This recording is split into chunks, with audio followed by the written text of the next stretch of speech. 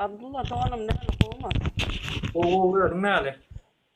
Ay böyle de işlepiyoruz Hudağa şükür. Yine de bir zat aytayın sana. Sen Ha. hiç kimi oylama. Sen yine çağlarını, özün çağlarını, enene, atana Zaten. şular düşün. Hem yerinde Dinle şu var. dinle. Beni bir minut dinle. Men senden ula. Son men seni dinlerim. Çağlarını, özün durmuşunu oyla. Başka zat oylama. Hudağa şükür. Yine bizim vatanımızda, bizim memlekette, Türkmenistan'ımızda Hudağa şükür. Hudaya mün şükür ediyen men. Men 25 yıldır men Türkiye'de geziyorum. Hudaydan dileyen de gece gündüz. Bizde uruş yok, terörist yok, bizde vahabist yok. Şuna da şükür et. Eğer şunu bizim prezidentimiz şunu etmese var ya bizim içimizde dolar şunu yazatlardan son ne böyle hazır geziyorum yerlerimiz yağlı adamın ölüsü çivin yağlı oluyor. Kisa cebinde pistolet, son birbirine atıp ilk gidi vermelde Allah Ekber deyip birbirine atıp öldürüyor. Yani Yahudilere seyret, Hristiyanlara seyret, birbirini öldüren var mı? Yok. Yine bizim Müslümanımızdan hem açık diye prezident bir sana adam. Sen yeri gelse öz çağını ne etmiyorlarını bilmeyen prezidentin arkasında ne etçe sana elinde işle oturan etraflarda namelerde, vilayetlarda işle oturan organ işgerler var. Doğru değil mi? Devletin adamları. Şoların evde oturan işi. Hazır türmede otur gelen adam, türmede oturmadık adam var mı Türkmenistan'da? Yok. Dolu hemmesi oturdu. Hemmesi. Onu önkü prezidentin vaktinde oturdu. Sapan Murat Niyazov'da. Doğru değil mi? Ben dünya gezip gören adam ben.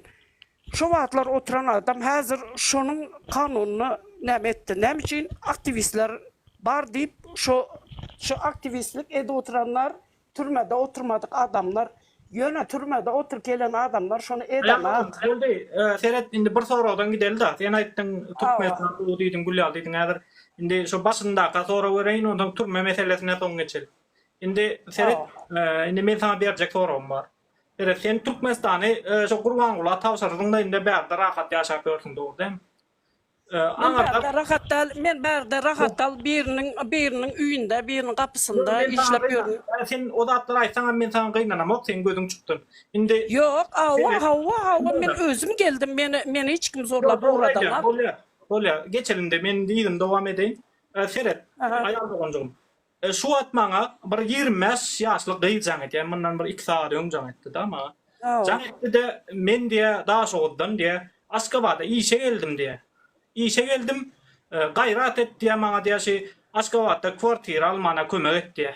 5 milyon bermeli. Aşgabatda kwartira boljak bolsaň. Ey diýdim, men diýdim pulum ýok diýdim. Han saňa ýene ataň sereden okmy diýdim. Olen men diýe kakam ýok diýe. Atam ýok diýe. Diňe ejem bar diýe. Antaň şo ejemem diýe özüme de ýetirip bilem dok, men bärik işlemene geldim diýe. Ejemem maňa kömek eden ok, sen maňa kömek et diýe. Ondan men aýtdym, menim kömek edibilem ok, ýöne diýdim, men diýdim bir seniň diýdim jalybaň bar bolsa bir şikaýatyň bar bolsa aýdyp bereýin diýdim. Bolen ey o men şikaýatyň nämediginem bilem ok. Indi umumyň bir hiç gili akly bir şişmedik gyýjagas bir diňe işlemene dik gelen gyýjagas. Men diýe seret o çağa. Men diýe şörik gelip şu kwartira durup soňam işi tapyp işläp başlasam diye sana berjek 5 milyonu soň diye. Indi men haçan berebiljegime bilemok diye ýöne berjek diye. Ondan soň karoçy aýal dogan Guldada.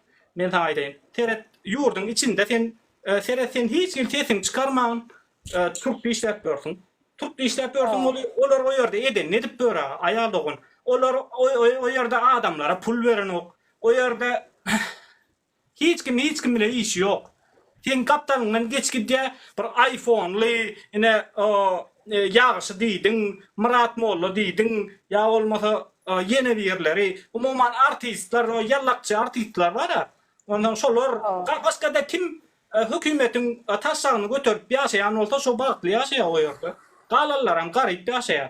Ýa hatin şoň taşagyny götürmeli, ýa da taşagyny göterýäniň şoň bir Gediýän olmaly, ýa oýnaş bolmaly. Ýa durundy, indi seret. Ondan şu derejede sen eger kellen işledip köp 10 milyon aýlyga ýaşap bolanok. 5 milyon aylığa yaşap bolunok. Hatam invalid, ondan pensioner, ondan kim var? Men öz ağam invalid. Hatam kösünye. Şeyle bir kösünye olur. Gödöňüne getirir ýallar.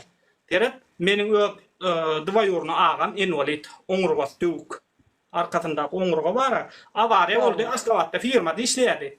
Bir günüm ýolda masinda gidip barýaka, şo işe Aşgabatda işe gidip barýaka. Ýolda awariýa boldy, oňurgas döwüldi. Indi şu açoňa her kim bir 5 manat berýärdi. Öýlem näçe 3 tane çağat var. 3 tane çağat var. Maňlaýyna jaý var. Jaý var, ene plan jaý var da. Olam dädetniň. O dädetniň beren jaý, intek dädet hem ölen oňuň. Ondan ejet var, olam kesel invalid. Garab indi hiç ilek ol hiç il aylık getirecek adam kalmadı. Düşünýäm. Hiç kimden aylık gelenok. Diňe 6 milyon birinci dereceli invalid bolan üçin 6 milyon pul neme gelýär, pul gelýär hökümetden. 6 milyonum şo ýolda gelýärke kommersiýa berip gaýdýar. Yan atçayın pulunu da. O teredindi. Ten o çağatın okuwyşy gat bermelinde birinci klas okuýdýan çağalarynda. Okuwyşy kim alyp bersin oňa? Men 5 milyon uratdym. Indi menem hemişe uradyp bilemok, menem bärde işleýän zat edýän ol meniň öz maskalamam bar. Ondan her ay şoňa pul gerek. Şo 6 milyon yetmeýändig üçin her kimden dilekçilik edýär. Diňe olam bilýän. Yo, aýaldyň, sen bilen o, sen o, bilen o, men sana düşündirýän seret invalid bile pensionerde hiç ilek gadyr galmady. Olar näme ýaşamaly? Şol 5 milyon, 6 milyon, 4 milyona ýaşamaly. Dünýäň bir sanak aýal jaň edýän Aşgabatly. Meniň diýe doganym diýe, invalid diýe, kesel diýe, aýagy eli gurady tutuş endamda. Indi men şonu diýe öldüresim gelenok diýe. Şoň ölmegine ýol beresim gelenok diýe. Tebebi olam ölse diýe, men ejemem öldü, meniň şo aýal doganjygym ölse diýe, ondan maňa ýaşara sebäp galnok diýe. Men diýe bütün ömrümi şo ikisine seret geldim diýe, aýal bilen doganyna seretip gelipdir da. Öyle durmuşa da çıkmandır. Ondan gara şu derecede şu hükümetin berýän 6 milyona maňa ýeten ok diýe. Men diýe bir jaýa göçük diýe. Häzirem bir erkek doganynyň bir dwaýurny erkek doganynyň öýünde ýaşaýan eken. Olam indi göç diýär o. Göç diýär. Göç sen diýär şo invalida nemal diýär. Ana jaý al diýär. Jaý berýän eken de hükümet invalida birinci dereceli invalid bolsa onuň çağasy zat bar bolsa şoňa görä köprek jaý berýän eken ýöne ýeköz bolsa bir neme bir komnat berýän eken. Ýöne şonam alyp bilenok. Ýazmadyk yer galmandyr. Ýazdım hiç alyp bolmady diýe. Bir ýerek geldiler diýe. Aşgabatdan mı alyp bilenok? Aşgabatdan alyp bilenok. Aşgabatda adamken de Aşgabatdan başga vilayada näme etsin? Berýär Hudaý var. Bersin bermesin men onu bilem ok. Eger berýän bolsa şola alardylar. Ýöne bermeýän adama kän men bir video goýdum. Oly näçe alyp jaý alyp bilmeýän adamlar kän. Sebebi boş ýatan jaýlar hem kän Aşgabatda onu pikir etme. Berýär diýen ol ýöne boş ýatan jaýlar kän Aşgabatda. Şoňa görä jaý alyp bilmeýän hem kän. Sebebi onu bermeň bir şertler bar. Hökümetde sen viziatka bermeli. İlki. Doğru, men onuňa goşulýan, men o. Yok, aýal dogan. Sen o indi doğru aýtjam. Boldy o zatlar geçdik. Indi sen näme üçin sen pensioner bilen invalidiň ýagdaýyna düşünesin gelen o? Ya ýaşlylaryň ýagdaýyna düşünesin gelen o? Düşünýän, näme üçin düşünmeýin pensiýa? Olar aslan düşünmeýin men. Olar aslan ýaryndyr. Näme üçin düşünýär? Sen gödüm gören ok adamlar ölýän, gödüm gören ok şoň üçin hem diýen Türkmenistan gülýär diýen. Adamlar ölüp ýaty. Ýöne sen aýdyp bilen oklar. Men olary ýuwaş-ýuwaşdan öwredip barýar biz olara. Hey, boş ýatmaň, internete girin, bize ýüz tutuň. Biz sizi bir tanadaly işi Güldada ýaly aýallar sizi görsün. Bular o atmana suda ýurt parahat diýip ýerinde galarlar. Hiç kim pikir etmän gelip görler diýip indi men aýdy oturuyorum onlara. Jaňadan adama jaň edip aýdan video goýuyorum, turat goýuyorum. Indi bu ýurtaşyndakylar kelleri. Olar diňe şu ok ýagyya, bomba ýagyya şonda ölýän kalar diýip pikir edýär. Ýöne bizimkiler açlykdan ölüp ýatyr. Jandagyny düşünýär. Endi Abdullah bir zat aýdyn, tur bir zat aýdyn. Yo, turma meselesini düşündireyim bana. Bola. Dinle, hazır men şu sözüňe ben jogap berjek. Yok, cevap verme. Terek türme meselesine gelelim. Kurban diyen adam, o sen ol saparmat ya tuturunda türme battılar diyen de. Şu an dünyada türme oyuncu Türkmenistan ikinci, üçüncü yerde duruyor. Mesela Planurt'ta türmede adam kendi oturuyor diye ya. Türkmenistan'da hemmesinden kendi oturuyor. Hemmesinden. Hemme yurtlarda türmeye giren az, yönü Türkmenistan'da kendi.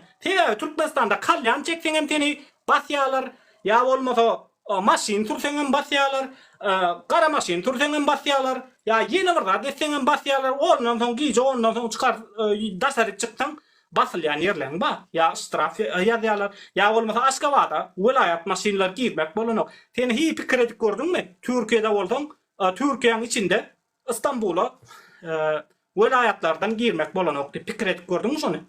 Ama bir kelle satıp gördün mü? Sol mümkün değil de. Mümkün değil.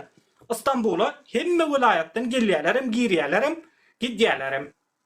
Ýöne Aşgabat bolanok. Ya olmasa yurt vilayetten gelsen Aşgabat'a.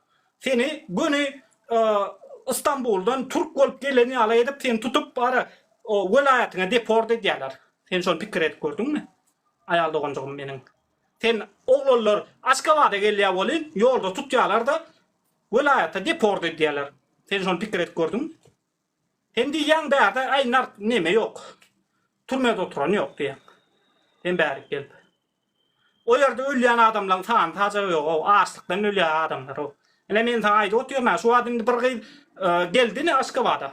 Indi şol maňa jaň edip 5 milyon berdi. Men şoňa bir şol ýaşkyda, men şoňa bir gedek berdiýsem, şol berjegem. Ýene bir gedek berdiýsem, şol berjegem.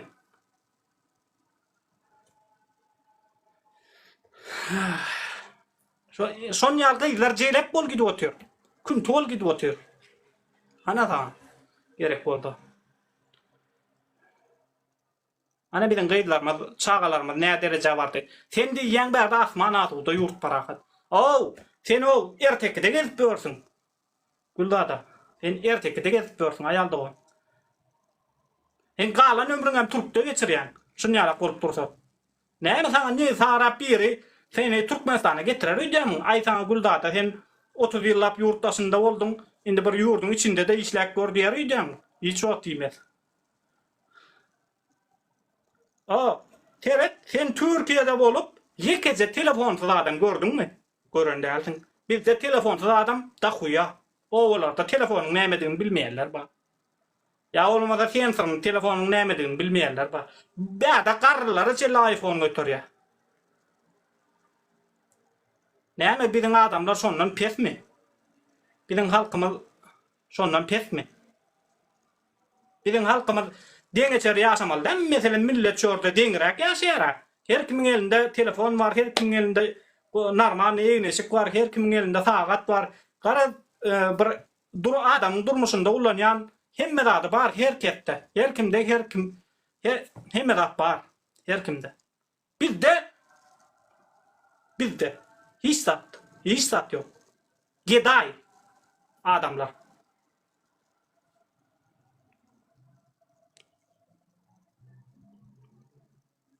Bu yine gelip asmana suda diye. Türmeye gitti o Türkmenistan özü türme. Türkmenistan özü. Teret ayaldı on. Gullarda sen pikir et gör. Burada yaptan çıkarma. Geliler vatanın süýýän bolsaň, halkyň süýýän bolsaň, hem ýaly yurtdaşyna Süýýän süýýän bolsaň. Yani uruş bolmasın. Yok, uruş bolmasın. Allah'dan bara. Vatanın süýýän bolsaň, halkyň süýýän bolsaň, ýygyňda yurtdaşyna çykyp bilmän galan watandaşlaryň hakda pikir et. Gayrat etdi. Şolar hakda pikir et. Ýa-da halkyň süýýän bolsaň. Olmasa senin halkyň ýa-da bolup barýar. Abdullah dur. Endi men şu sözüňe jogap berýän hazır. Men hazır şunu cevap veririm da yana hazır şunu bizim Türkmenistan dinle otur.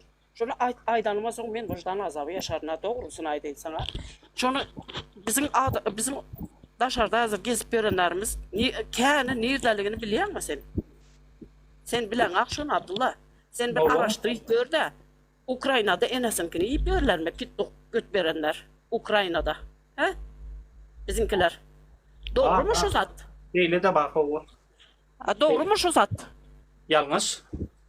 Halka saklasalar giderler de o hemen Türkmen fakir. Bunlar da. Gülzade. İşlesin, işlepiyorsa bizim. Dayıca. Gelip Amerika bizim düşmanımız. Amerika satacak mı sen Rusya'nı? Rusya bizim ana ülkemize, bizim ana yurdumuza. Rusya ilk haram yok. Rusya ilk haram yok. Gülzade apa. Sizin de neçe yaşınıza gelipsiniz? Sizin de var ya Türkmenistan 25 yıldan evvel Şutay'da diye yurdum Asu'da deyip giden o. Ne için giden o? Sizin de aktık söyleyecek adamsınız. Ben de özünüzü profilimize karadım. Sizin başınıza yağlıklarıp Benim aktığım yok. Men yegetek adam, men yegetek adam olan için senin Asu'da olsa gitti. Men işlep şu andaki adamlara yardım edip Başkalasın son, hem başkalasından ayrıldı. Neçe maşkalı tozda, Asu'da bu dine bomba yarılması mı gerekiyor Asu'da olması için? Yeter yetmezlikten her uyda uruş var. Dine bomba mı yarılması gerekiyor? Uruştan beter yaşayan, uruş olsa vatan için yani öz vatanından kalk çıkıyor ki Asu'da olsa ne için çıkıyor? 25 yıldan beri ne işin var senin? Gitseydin ya. Doğru. Şu soruna cevap vereyim ben. 25 yıldan beri ne mi var? Doğru değil mi? 25 yıldan beri men şu yerde evli. Niye Türkmenle Ay evlenmedin? göt veren ağzını barlay göt veren. Aman verirsin Ben seni taparım, ben seni göt verdim. Halkın Ben şu yerde evli men. Evli olsan halkın yağdayını sen Türkmenistan'da o yaşamayacaksın bildin de berde evlendin. Doğru değil mi? Türkmenistan Asya'da gidip de biz Dubai'ye yaşaman millet. Biz göreceğiz. Ben Türkmenistan'dan durmuşa çıkıp şu yana qaytdım beni işlemene gelen adam. Gülzade apa, bir da doğru düşün. Her millet meselen senin vatan diýende näme gödün öyle? Bir zaman şu soraga jogap ber ondan men ýydım dowam etjek. Vatan diýende watana bolan tüýbi, watanyň tüýýäntiň sen o onda näme gödün öyle? Maşgalan gödün öyle, näme gödün öyle? Meselen Maşgalam der, men toprağım gözüm. Ülkelik bizim Men Gülzade apa, nistat nimetine şu gelin. toprağı men Türkmenistan'dan getirtirip yiyen. Şunu bilýän mesela Abdullah. Git. Vatan diýende ilki toprağın gödün öyle, doğru değil mi? Toprakdan soň näme gödün öyle? Asuda yaşamak. Asuda yaşamak. Evet, adamların köpüsü, bu defen ünsüveren dersin de adamların ağla ve bölümünü kesinlikle yapın gürlemeden faiz. Adamlar eğer de sen toprağın birinci otur adama çörek gerek. Topraktan asuda yaşayıştan ümürtü çörek gerek adama. Çörek bulmasa sen şu çöreğin ýyzynda toprağa da üns bermersiň, dağa da üns bermersiň, bağa da üns bermersiň. Hiçde de üns bermersiň eger sen şu çöreği tapmadan. Ine men gördüm, durmuşda yaşadym. Men hiçde de gördüm, bolmady diňe şu çöreği üçin ýyldym men. Dinle meni. Şu sözüme cevap verin. Sene maaş koydum, çöreği üçin ýylgajagyny bilýän. Her kim hem şol. Şu sözüme cevap verin. Dur. Indi men bana bir söz ber. Gayret et de men sana aýdaýyn. Meniň ayal doganym gidip geldi, meniň yegenlerim gidip geldi Türkmenistan'a pasportuna çalışlar geldi. Türkmenistan'a bardım deydi. Koşa 100'lik 50'lik sepuçkalar adamları gördüm diye. Türkmenistan'da şu poyuza mindim diye, şu gördüm huyedet kaldım diye. Men diye Türkiye'de işlep yörüp diye bir iyince bir sepuçkal takamak diye ayal doganym oturup ağlıyor. Yöne diye ağrının adamlarını görsen diyor boynunda trosları görsen diye 50'lik 100'lük. Şolar bilýär. Şolar açmasın, şolar açma. Yok, ayal dogan. Ol bir 2-3 adamda göründir onu. Kendi adamda göründir. Şol adamlar bizim hakkımızı yiyen adamlar şolar. Ya hakkımızı yiyendir, ya hakkımızı yiyene taşakçılık edip beşmana dalıp şonun arkasından davet ediyendir. şonýaly Sepçika onuň bunu dakynýandyr. Sebebi Türkmenistanda ya gaten taşakçylyk etmeli ya da garip bolup ýaşamaly. Mene taşakçılık edip yaşayacaklar, doğrusunu açsam bara. Şonuň üçin sen Türkiýede ýaşaýan. Dinle Abdullah, men bu geçen yıl gürledim, benim üyüme, erkek doğanlarımın yanına komitetten ve bir yerlerden adam barıptır. Ayal doğanına ait aktivist olacak olayama deyip. Ben ama ettim, siktir gelsin dedim. Men dedim aktivist olamak dedim, berdenem. Men prezidente berdim Muhammedova, men seslendim, men TikTok'tan men özüm canlı açıyan, şonga seslendim. Men dedim, aktivist değil dedim, men vatanımı, ülkemi süyen adam dedim, men vatan dönüğü değil dedim, yöne dedim, benim kapımı çalmasın, menden sonrasında bakacak men. Menden sonrasında ne mi soracak olsa, men türmesindenim, zadındanım, korkan adam değil mi? Yöne şu türmede oturup gelenler çıkmalı değil deyip, ne mi? Türmede oturmadık adam var mı? Türkmenistan'da hemmesi oturdu. Doğru. Yine şondan Oruç olmasın diyen, men başka zat dilema. Salamu aleyküm vatandaşlar. Salamu aleyküm. Ýöne millet bara urusy ýok, ölüp barýar-da. Biz o ýerde darojnik goýup gaýtdyk. Ýetir olar. Şu rejim gelinde adamlar ýetir olar. Ne bir aýlyk berýär, ne bir hal ýagdaýyna seredýär, ne bir ýol çekip berýär, ne bir gaz berýär olara, ne bir tok berýär, dogry düzgün kışda gaz ýok, elektrik bar, Şatlık hipma diyen kim var? Şol näme edipdir? Şol uğradıptır. Uradandır bu ýöne şatlyk diýil. Daşozlu. Men onu araştırıp yatayım, men varsam bara, men ona kimligimi tanıtırım men. Yok. Vatandaşlar, ine şu wagt men inde umuman Güldat apa. Öldürse en azından sen canımı alır, men ölümden korkan adam değil, türmeden korkan adam değil. Berekella. Seret, käbir adamlar, öz watanyna geljek zat ýok. Öz watanyň gowy ya şonýaly zatlar aýdýar da, näme bolsa da öz watanyň gowy diýär. Seret, şon diýen adam şu Türkiýede işläp ya Orsetde işläp. Ine men öz klatdaşym zatym aýdýar da, inde şu Edil Şogurluň aýdan oglan, men öz klatdaşym ýöne men başga adam känesdim. Öz watanyna geljek zat ýok. Erteden şo ýerek barmaly. Seret, sen indi 30 ýaşyndaky boglarlar, 30-20 ýaşynda Türkmenistanda, Türkiýede, Russiýada işläp beren oglarlar. Siz bara şu Türkmenistanda ýaşan wagtyňyz 5 manat puluňyz bardy. Şonuň üçin sen o ýerde şonýaly gowy pursatlar ýaşadym. Gowy güller ýaşadym şo ýerde. Şo puluň bar bolan üçin, 5 manat bar bolan üçin, çöreň bar bolan üçin, iniň ataň bar bolan üçin. Iniň ataň Türkde däldi o wagt. Ya ataň Türkde däldi, ya iniň Türkde däldi. Sen şonuň üçin şo ýerde gowy bagtly güller ýaşadym. Ýöne indiki gelip oturan nesil, bizim oğlumuz, gaýdymyz, pul var bolsa, en atasy ýokdur, en atasy var bolsa, pul ýokdur. Şo bagtly däl şolar. Ondan olar üçin gowy pursatlar bolanok. Olar gowy pursatlar ýaşap bilmeýär, gowy duýgular şo ýerde başdan geçirmeýär. Olara watan boldanbyr, bolmadanbyr. Olar Türkde ýaşasa gowy, onuň üçin. Olar 5 manat gazanýarlar, hem bir adaçyk bagtly bolýarlar. İslam wagty çilim çekýärler, islam wagty telefonda gürleşýärler, ingowy telefonda zat edýärler. Gara şonýaly adamlar özüni haçanda hemme zat mümkinçiligi bar bolsa bagtly taýýar. Bagtly durmuşda ýaşaýan adamlar. Ol sen olar aç goýup, sen arkanda. Şonuň üçin sen parahat ýaşaýan, öden gowy ýaşaýan diýeniň olar düşünmeýär. Olara sen pul ber. Olara sen Güldat apa, senin o senin asmanyň asuda diýeniň bir köp gowy.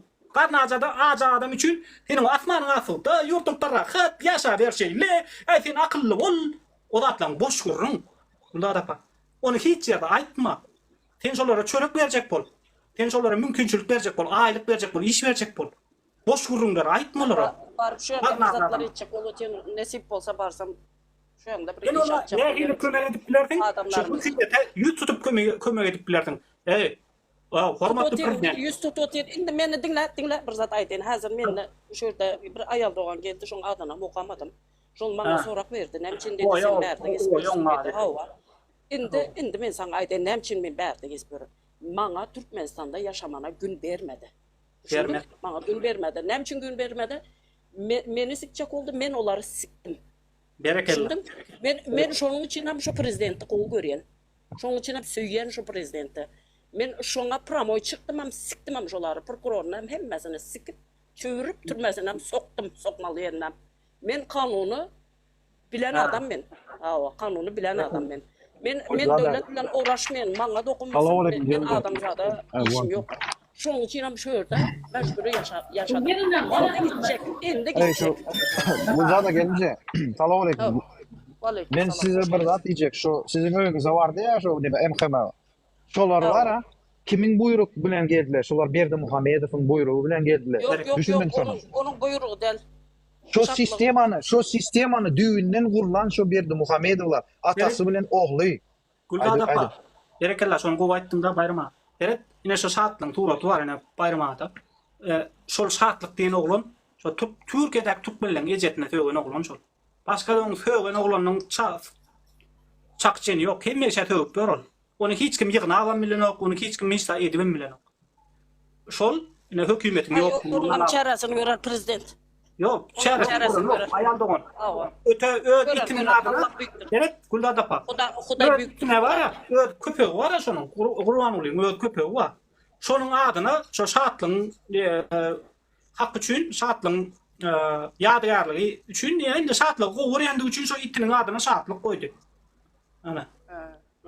Karal sonyalık sen ol mümkün o atlar kovu başta razı kovu oldu ve o sen şu diyene prezidente çıktım daş etti diye. Şimdi yani o indi o güller kalmadı. Indi kelle gitti. Indi dine Kurban Gul'u basış etmeyeni bile. Indi dine korkutmak bilen başarıyor. Ne zor saatlık mesela saatlık senin uyuna polisiye uğradı bilyen olsa saatlık hükümetin işgârı oldu ya. Sen uğra gurlanın üçün saatlık senin uyuna polisiye uğradı. Saatlık sol hükümetin işgârı oldu ya. Menden sorasın. Menden sorasın. Özüme can etsin de özüme. Menin eden işime, menin erkek doğanım, menin ayal doğanım cevap vermeli değil mi? Doğru değil mi? Men sıçtım. Onların götümle sıçamam ama ben öz götümle sıçayanam ben. Doğru değil mi? Doğru.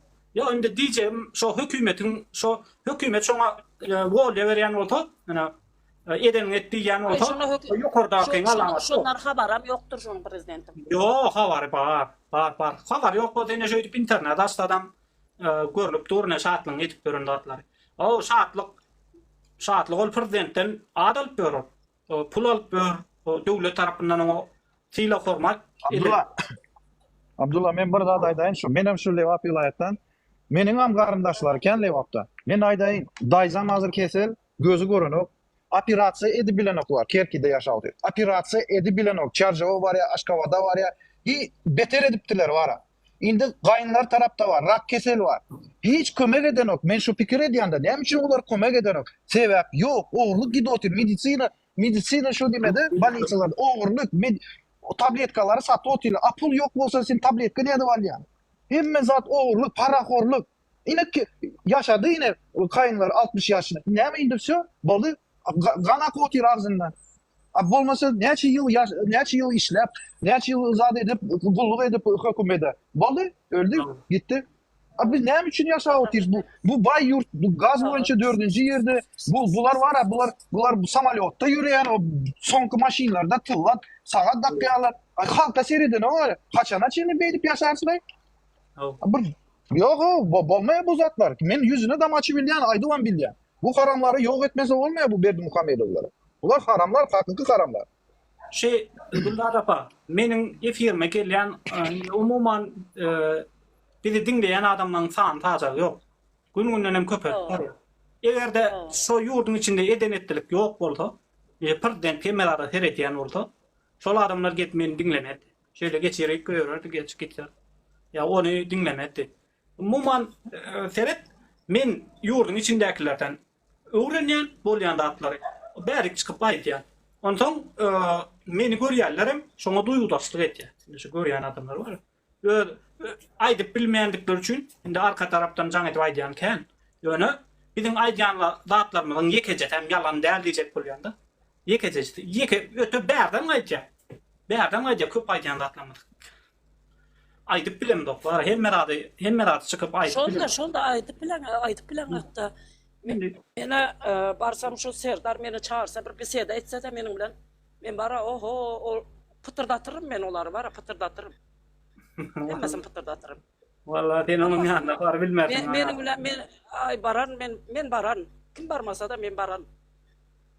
Pıtırdatırım men. Şu at yurdun içinde turmaya batırlayan oğlan. Tan taça yok. Ine menin tanıyanım eýän bir yüzden geçti da. Ana yurdun içinde Edil Fediali Murat Duşemow diýip biri bardy. Indi öýle her durly ýere yüz tutdy, zat etdi. Şonu bas gördüler. Biri üstüne var ýa-da urjak bolýar. Adam urjak ýaly diýär-de. Bir men urjak bolýar diýip oňra düşünjek bolýar. Derrew polisiýa gelýär-de aýtyn ana plany şu Murat Duşemow tenne bolaglan urjak boldun diýär. Urjak boldun diýen basýarlar şonu. Öte ol gelen onu urjak boldy Murat Duşemow. Ýöne tersine edip yankyn bas koýarlar. Garan meselen tenden gorksalar da şiýa ýaman gaty diýär diýip gorksalar tenden basma uğruyor onu tapýarlar. Meselen öýüňe narkotik dünýalar lewapda bolan ýagdaýlar öýüne narkotik dünýalar. Ol doğru. Bana ken sataştı jurnal etjek bolup. Oho, bana ken sataştı. Yine menin bilen adamlarım var. O organlardan 4 türü varsa şunun 3'ü men taraptı. Şolara bana padeşke berýärdi Gülzat apa. Осторожно bol. Şol çarjodan sana 2 san ayaldan bir erkek oklap otyr. Şolarym habar berip durduk. Olaryň hakyny ýyjek däl. Şu wagt bara şolarym uly işlerde işläp ýörüp doğa etdim men şolara bara. Hudaýjan dedim, toprak dediň altyn etsin dedim. Çünkü meni yaşatmadı meni. Menin enem öldü, atam öldü. Men şolaryň öldüğünü görüp bilmedim. Ağam öldü. İçimden geçeni götümdeki tursun bilýär. Endi gitjek. Nesip bolsa gitjek. Ay meniň bayram turar-da. Enesiniz keyin meniň. Döne berekellar. Gidin mara, gidin şuratlaryňy düzelmegini talap edin. Bolmasa bizim ýaş nesil bara şeýle bir enesi atasy pulsuz kösenip görner taýýardy. Köp adam. Ýa-ga enesi baryň atasy ýokdur, atasy baryň enesi ýokdur. Enesi atasy baryň puly ýokdur. Ýaşul meselen pensionerler diýen men, pensionerlerde 5-6 milyon aýlyga olaryň diňe öz iýjegine dogrudan etýär şo alýan pensiýasy. Iýjegine. Olaryň bir meselen ýaşul adamlar öz çağalaryna ýa agtyklaryna bir 5 manatçyk bereti gelýär, bir küýjüjük bereti gelýär, bir oýunjak alyp bereti gelýär, ýa bir köýnejik, köwüşjük şoňa datly alyp bereti gelýär ýaşulyň. Olin şoňa datly alara hiç mümkinçilik ýok. Daje men gördüm terip bir jymyk gulda dapa. 73 ýaşyndaky ýaşuly Türkiýe işläp dur. Men şundan tok fermada işledim bir adwat garul bolup. Olin ýanky ýaşuly iş gerekdiydi. Men ýanyma işçilik gerek bolupdy. Menem jaň etdim bir şirkede. Şuňa işçi gerekdiýdim. Olin şo ýaşuly uratdylar men ýanyma. Olam 73 ýaşynda ýanky maşynadan düşdi bolu ullu kan adam bir doğrudan ýörýär. Elinde nemesi, sumkasy. Agam sen bu işde işläýärmiň diýdim men ona. Ondan olin ödem sakally zatly namazly. İşler fırdatla eder diýdi o. Ondan olin ýanky işläbilmedi. Ýaşuly. Ondan başga iş Indi bir zat aýdaýyn da sana men hazır bizim Türkmenistanda kän zady bilmeýärler. Şonu baryp etjek öyle nesip bolsa Türkmenistanda her vilayatdan, etraplardan edip taşlajak. Şunu meniň adamlarım işlesin, ağram däl işi, ýene privileg kän getirýär ol. Hali Türkmenistanda hiç kim edanak şo işi. Şonu etjek olan, şoňa şuňal gystanýan çaltyrak gitsem de şonu etsem, şonu tutturup bilsem, prezidentiň diýene men prezident bilen oturup bisede geçecek diýip, şonu edip Türkmenistanyma, adamlaryma çörek nam pulunu tapıp yer yani iş fabrikada däl hiç kime zararan berenak. Ýöne toprak işi ekýän al hasylyny sat, dünýäye sat. Diňe Türkmenistan däl o. Onu döwlet hem ondan paýdalanýar. Şu işleri etjek bilen Allah büyüktür. Şöylerde ölkitmesem. Gullar apa. Bolýar sen şu Türkmenistana bardyňam diýildi. Ýöne şol işi etjegem bolup başlandy, seni ýam etdirmeýärler. Eger sen şonu etseň, hökümetiň öz işini etmeýändigi ýüze çykýar. Ondan Yok yok men hükümetten şunun için men hükümetten diyene men şolardan kömek isteyecek. Kömek alacak men şolardan. Alacak men şolardan. Esip olsa Allah büyüktür. Allah büyüktür. Allah büyüktür. Ettirmeýär da. Umuman suat hatta kömek ettirmeýär adamlara. Bilýän bolsam, ol neme boldu? Ana Lewapda, Marda harasat boldu bilýän bolsam. Ullokan şemal boldu. Näçe mırjaýyň depe turşdy, näçe bir adam öldü. Hiç kimin habaram ýok, näçe şolar ölen adamlardan.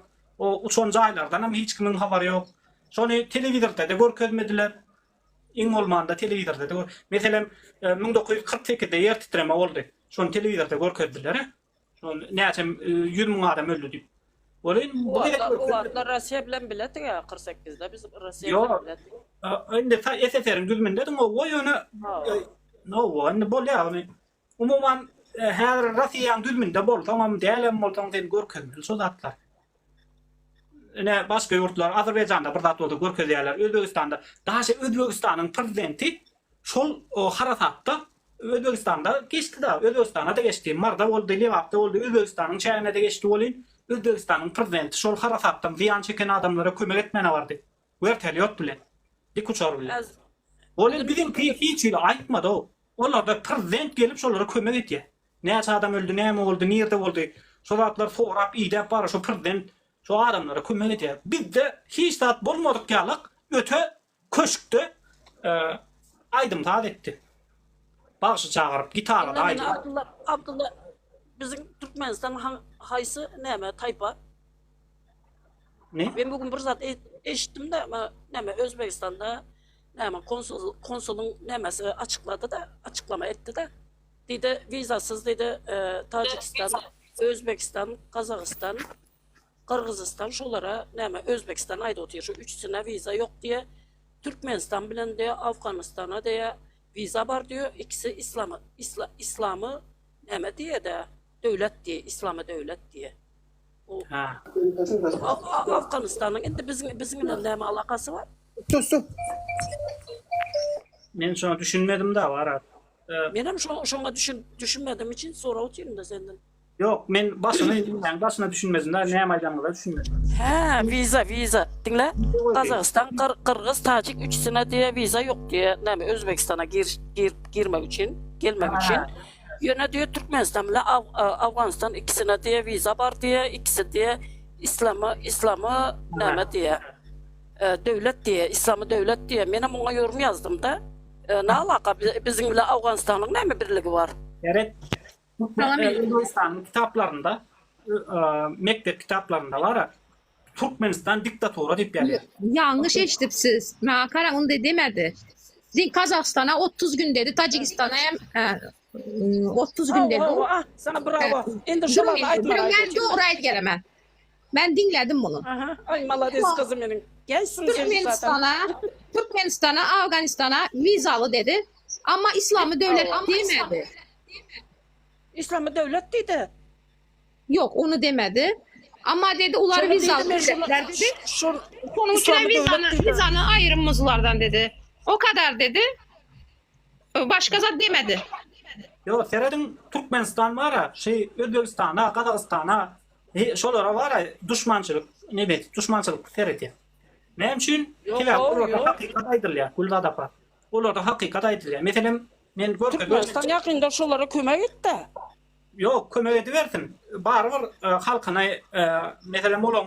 Ama Afganistan bilen ferden geçti. Etmezdi daha neydi? Bize şu teritoriyada, Afganistan'a şu teritoriyada yerleşen 53'ün aitti onu. Düştünüz mü?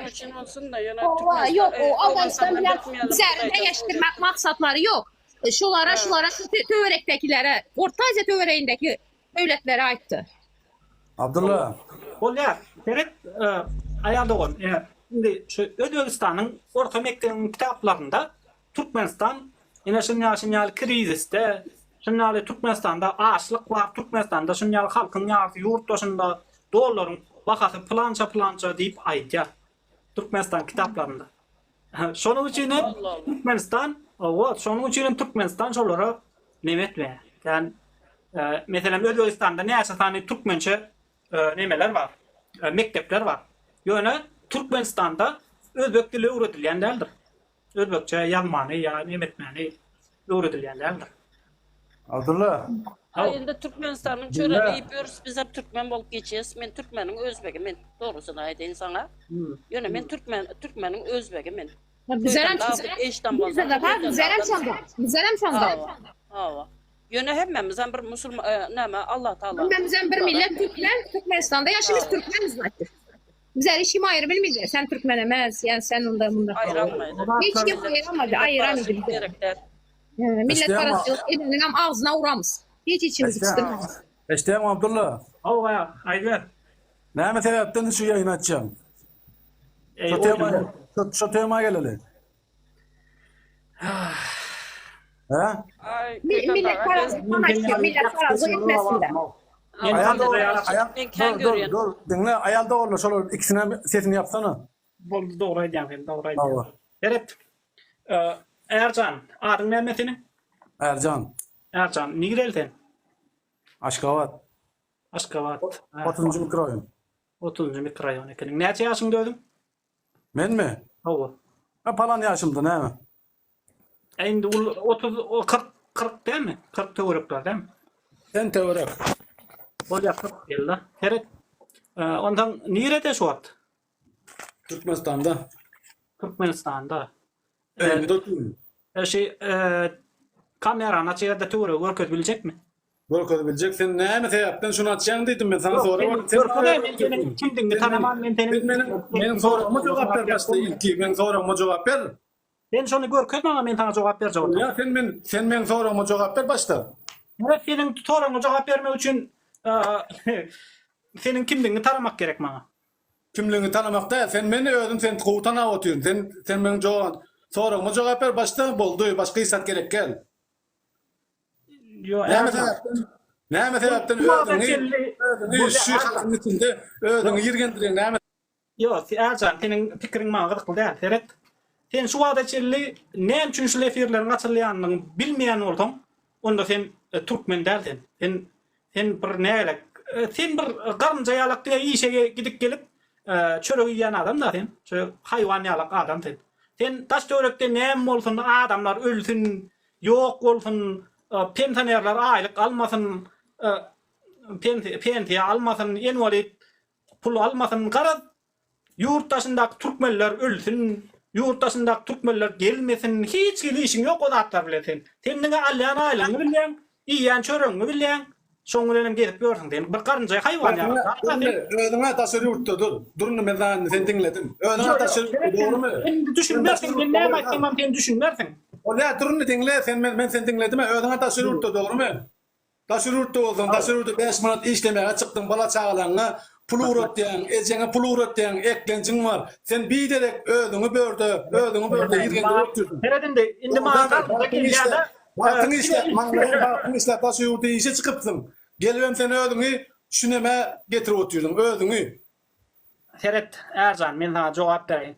Seret, sen öz halkyny ýigrenýän adam ekeniň. Sen öz halkyň näme bolsa şo bolsun. Ol aç ýatsyn, ol aýlygyny alyp bilmän köpelsin, kösensin. Ya bolmasa garaz näme bolsa şo bolsun. Sen o zatlar bilen işiň ýok senin.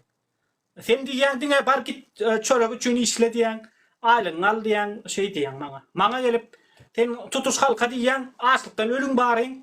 Ne men şu gün bir gyja gaşan etdim. Men ýagam herden aýtdym onu. Men diýe daş ogutdum, Aşgabat'a geldim diye. Şu wagt diye bir kwartira tutjak diye. Şonuň üçin 5 milyon manat pul gerek maňa diye. Şu kwartirany tutmak üçin. Şu sen maňa kömek et diye 5 milyon ber diye. Men kwartirany tutaýyn, işe başlaýyn, iş tapyp. Ondan soň men sana şu 5 milyonu gaýtararym diye. Bir aý, 3 aý näçe wagtda da belliden. Ýöne şu pullar gadanamda, şu 5 milyon gadanamda men sana bererim diye. Ýaşky 25 ýaşyndaky daş ogully. Meni dinlenme. Ola, dinle aslında ketikürle ola. Senin diýjegin düşünükli. Seret söz berjek sana. Umuman şon ýaly gyýlangan tajagy ýok. Şon ýaly iş gözläp beren, ondan pul gözläp beren, ýa şo pul üçin kuntuçylyk edip beren, tenini satyp beren. Şo adamlar şo pul diýip bara şeýle bir helak bolýarlar. Gidibilen Türkiýe gidýär şo pul diýip gidibilen Amerika gidiyor, gidibilen Mart'a gidiyor şu pul deyip yönetim sen tikinde değil o dağıtlar. Ne olsa şu olsun yönü gürlemesin ne cenk keller deyip oturuyorsun sen şu at. Benim şunun için değil. Alada eder yani. Alada Senin hiç ilek halka olan tüygün yokken. Şunun için senin hiç ilek bana da kadrın yok, hormatın yok. Senin bahanam yok. Sen yani bir gezip gören karınca hayvan sen. Şu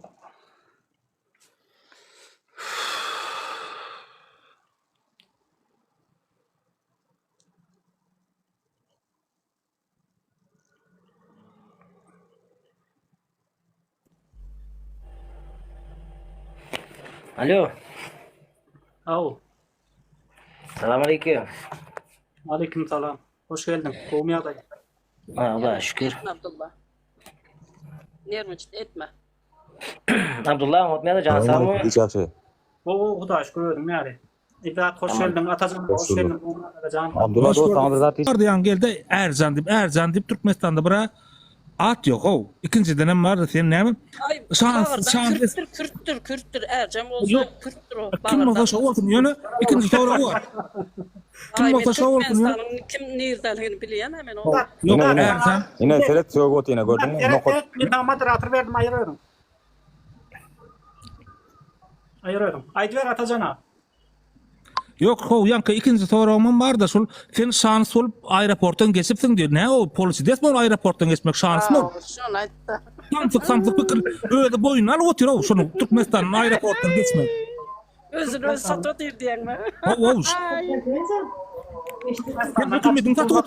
Suat hükümetin kovulacak ort geldi de hükümetin satı otur o. Sen şansıyla geçipsin diye. Şans var mı polisi desme bu? Ey Allah. O samsık fikirler, samsık ideyalar ulan gelo. Olar reski oyda o Abdullah bulara var beynin amza haylama ho. Doğunsun. Yok, tereddüt. Son Türkmenistan'dan kaçıp çıkıpsın demek. Türkmenistan bir adamları türmeden kaçıp çıkıpsın. Ya Polçu deste utupsın diye otuyor da. Şoda o şanısıyla çıkıpsın diye aeroportun. O ne mi o Demirgaz'ı karaya mı ya o şanısıyla çıkarıyor? Yok mu diyor. Oo. Ya şu hükümetin öyle yamanla otu. Şu Samsung bilen o. Ağzına gelenini bilen o. O Türmadi bir kino var ya. Tabii ki Türmedi yani. Sonra adamlar so türmeden çıkmak için yer kazıp insanın kadan tamam. Sonra Türmeden çıktım. Türkmenistan'dan çıktım deyip beğenyendiğinin alamatı da. Abdullah mı? Modluk gönderdim mi? Mod gönderdim mi? Neymiş ettin mi? O moddur. Ha. Sonra haramlar Arma vatandaşlar. Arman yigitler, kız gelinler, bekler. Hoş geldin. Topraklarım. Yine sıdatlar şimdi bir de var. Süpermenler. İyi de İtalya. Şu iyi de gidip var ya. Şimdi yala korçuluk tedavi. Cahil de cahil. Yok, bunlar da Sen bizde. Bunlar da var. Cahil kan. Yani şu bizim ulanın cahilin kâr rol aldı.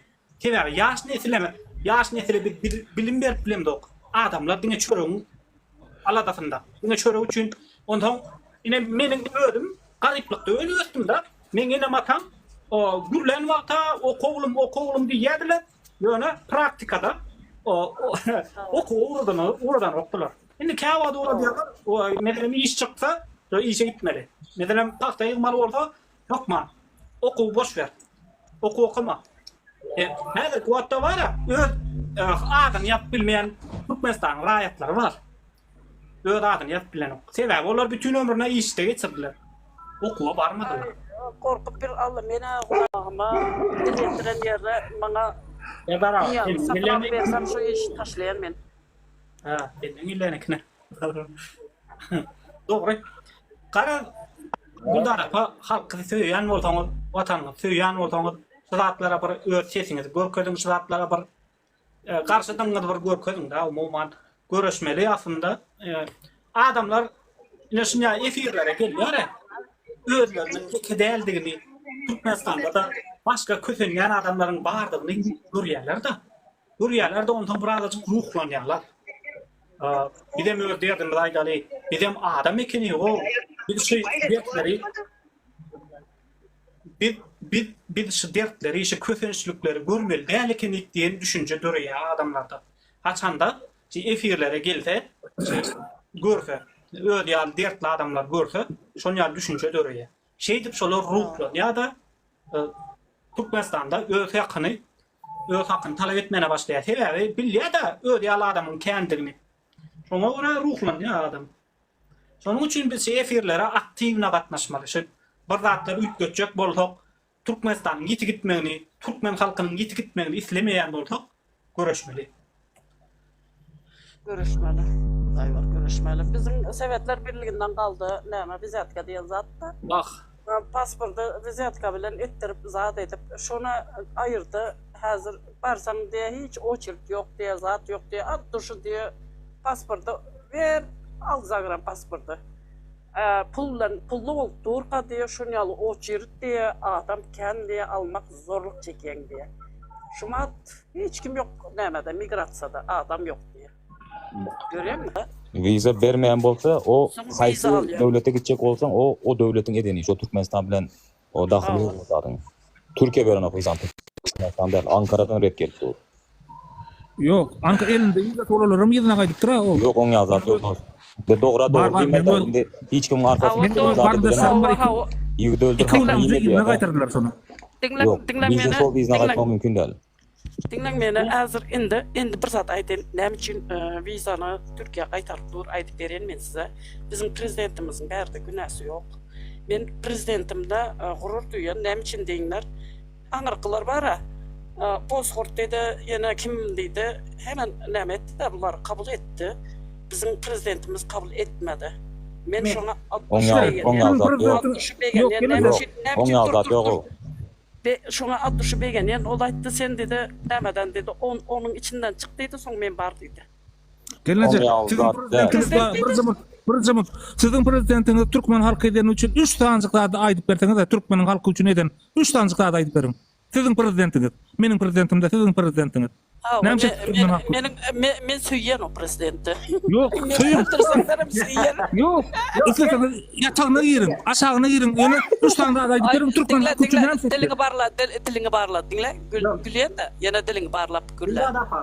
Yine sen sorup oturuyorsun ha. Men taňa herden 2 saatlap düşündürdüm. Pensionerda hiç kadar yok, kummat yok. Bilýän men bulara şut gaýdyp otyn men o ýene süýýän gowy görýän. Meniň atam öldüren yok, enem öldüren yok, harpamy hamoran yok. Abdullah bir munçuk. Atam öldürse süýmen. Abdullah bir munçuk. Enem öldüren ok, atam öldüren ok. Ýöne daşar ýurtdaky örenlere ýetişke bilmeýän prezidenti gowurýan bolsaň, onuň seňem janyna bereke la diýeli. Sen gowurýaň daşar ýurtda işleýände. Gelin saldırın.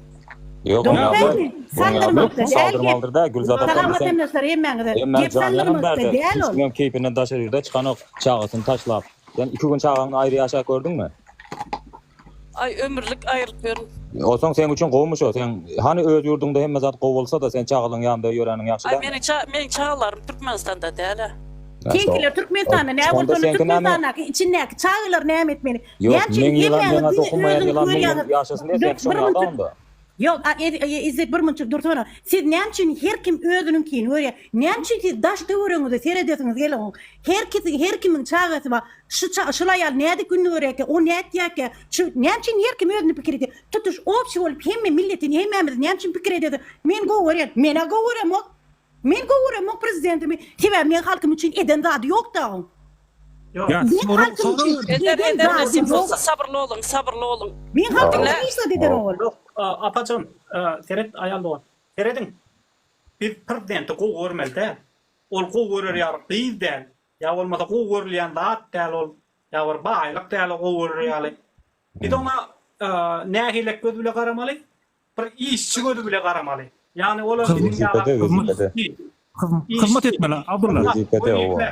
Wezipeniň ýeti wagtlaýynça olam. Ýöne bir doňa gow görýär, ya aşyk boldum, töýdüm, öýdem galstukly, kostumjalwarly, taçam konkretni, sakalam bar, en sakala ýok boli. Umuman o zatlaryna seredip bir doňa baha bermeli däl. Kostumjalwar, galstuk, biram gow gürleýänne, şeýdip oturýanna baha seredip oňa baha bermeli däl. Bir doňa eden işlerine seredip baha bermeli aýal dogan. Mesela Rusya'da eden işine plan işi kuvvetli plan işi yer vedetti. Halkına en esasından birinci bile halkı baka vermeli. Adam halkına eden hizmet üçün baka vermeli. Mesela şunu sinyal etti, şunu beylere eden olsa doğru vardı. Deyip şonyalak baka vermeli. Siz olsa ne gördüm, ettim, gurur duydum, näme duydum, onun gururun olmadı, ol rasyonalna akıl bilen teredin da bir adama teredin gitdi, akıl bilen teredin. Prezident öd halk üçün işlemeli, bilýärmi? Öd halkynyň aladasyny etmeli birinji wezipesi. Şol 5 milyon adam 4-nji ýerde durýar dünýä boýunça. Şol adam 5 milyon adamy Türkmenistany gülýal edip saklaýar bilýär. Näme üçin aýdan ok? Men milletim 5 milyon. Näme üçin men milletim daşa ýurdu gidip işleýär? Goý men milletim içeride otursun, daşa ýurtdan gelip men milletime hyzmat etsinler diýen ok. Näme üçin? Näme üçin şol şeýden ok? Sebäbi hemme adamyz ama bizim hemme adamyz var. O hojulugam gallyp bolýar goý. Gazdan ama 3 edip bolýar. Hemme zatdan 3 edip bolýar. Ýöne 5 milyonyň seytenden gowra daşary ýurtda işleýär. İçinde de näçe prosenti var. Näme üçin adamlar maşgalatyny en atasyny çağalaryny eklemek üçin. Bilim bermek üçin. Bilim mam Türkmenistanda ýok. Häzir näme taýýarlyk görýär? Sentabr eýle. Näme taýýarlyk görmeli? Bir taraplygy taýýarlyk görmeli. Çağalar niri gitmeli, marşrowka etmeli. Taýýarlyk görmeli, haýty eşigi almaly, haýty eşigi almalylar, gullawat köýnek çykýar, indi okuwçylar gullawat köýnek giýmeli. Hawamy, şolar ýaly zat barmy? Şolar ýaly haýty ýurtda bar şolar ýaly zat. Gelnese yanka adamcık gelnese bir sorum var da Abdullah Bruzumuz özü şonun özbek uyruklu Türkmen vatandaşı doğru mu? Şonun özbek ana mektebi mi yok şu Türkmenistan'da doğru mu? Özbek mektebi yok. Bu näme üçin Serdar söýüp Yok, bularda endik bilen привычка у них. Endik, например, nämeni gowurup, nämeni gowurmajygynyň hakynda bir pikir yok aslında meselede. Нет, это знаешь, о чем говорит? Короче, меня не трогают, я говорить буду, что я люблю, но иногда могу подковырнуть, что он так неправильно делает, понимаешь? İki taraf oynaya короче. Ну вот именно, об этом я и говорю. Меня не трогают, и слава богу, Men iki tarap oynawçyn. Men mi iki tarap oynayan? Yok o özü. Men aýda otursunlar da iki tarap oynawçyn. Olýan solda da, olýan solda hakykan. Teredin? Yo, ne siz rasyonalna akıl bilen teretmeli da, söýdüm, goýdum. Men dinle meni söýdüm, gow gördüm diýmek. Men ilk başda sana Abdullah aýdyp geçdim däme, näme etdiňmi? Näme etdim, şollar ýany boldy diýdim sana. Onu gaýta aýdyp oturmaýyn, endi aýtdyryp oturma maňa. Sana aýdyp geçdim, şol sen bilýän boldy. Kalan zat men hemme men näme bermek zorunda däl, men açyklamak zorunda. Umuman ýöne Ben şonuň üçin aýdyp oturýyn. oynadyp hem aýtmam. Şonu ýaly prezident owy, prezident näme? Şonu oynadyp Yok, gelnese halkın dawlenesi şu wagtda ýokarda da. Sen şu wagt gelýäňde men Serdar gowurdym, söýdüm zat diýsen halkın dawlenesi var, wapşe. Elbet şu wagt. Men Serdar diýmek, men Türkmenistan prezidentini gow görýän diýdim. Türkmenistan prezidenti şu wagt Serdar, başga kim o? Men däle o. Men gaýdanymda Serdar däldi. Bolýaly gelnese garrapdyrlar. Assalamu alaykum. Ha, wakarrydym men. Bilmem. İyi akşamlar. İyi akşamlar. İyi akşamlar. Hoş geldin. Burada aýtjak bilen Aýt. Türkmenistan'a sonra da Türkmenistan'a mesela için burada öldürüyor.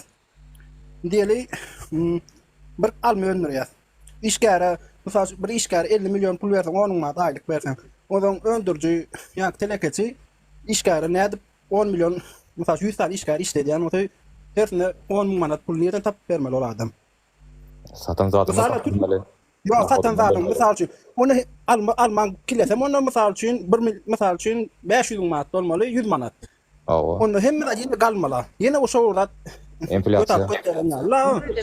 Ekonomikany düzeltmeli, Türkmenistan'ı ekonomikany düzeltmeli. Bilýärmi?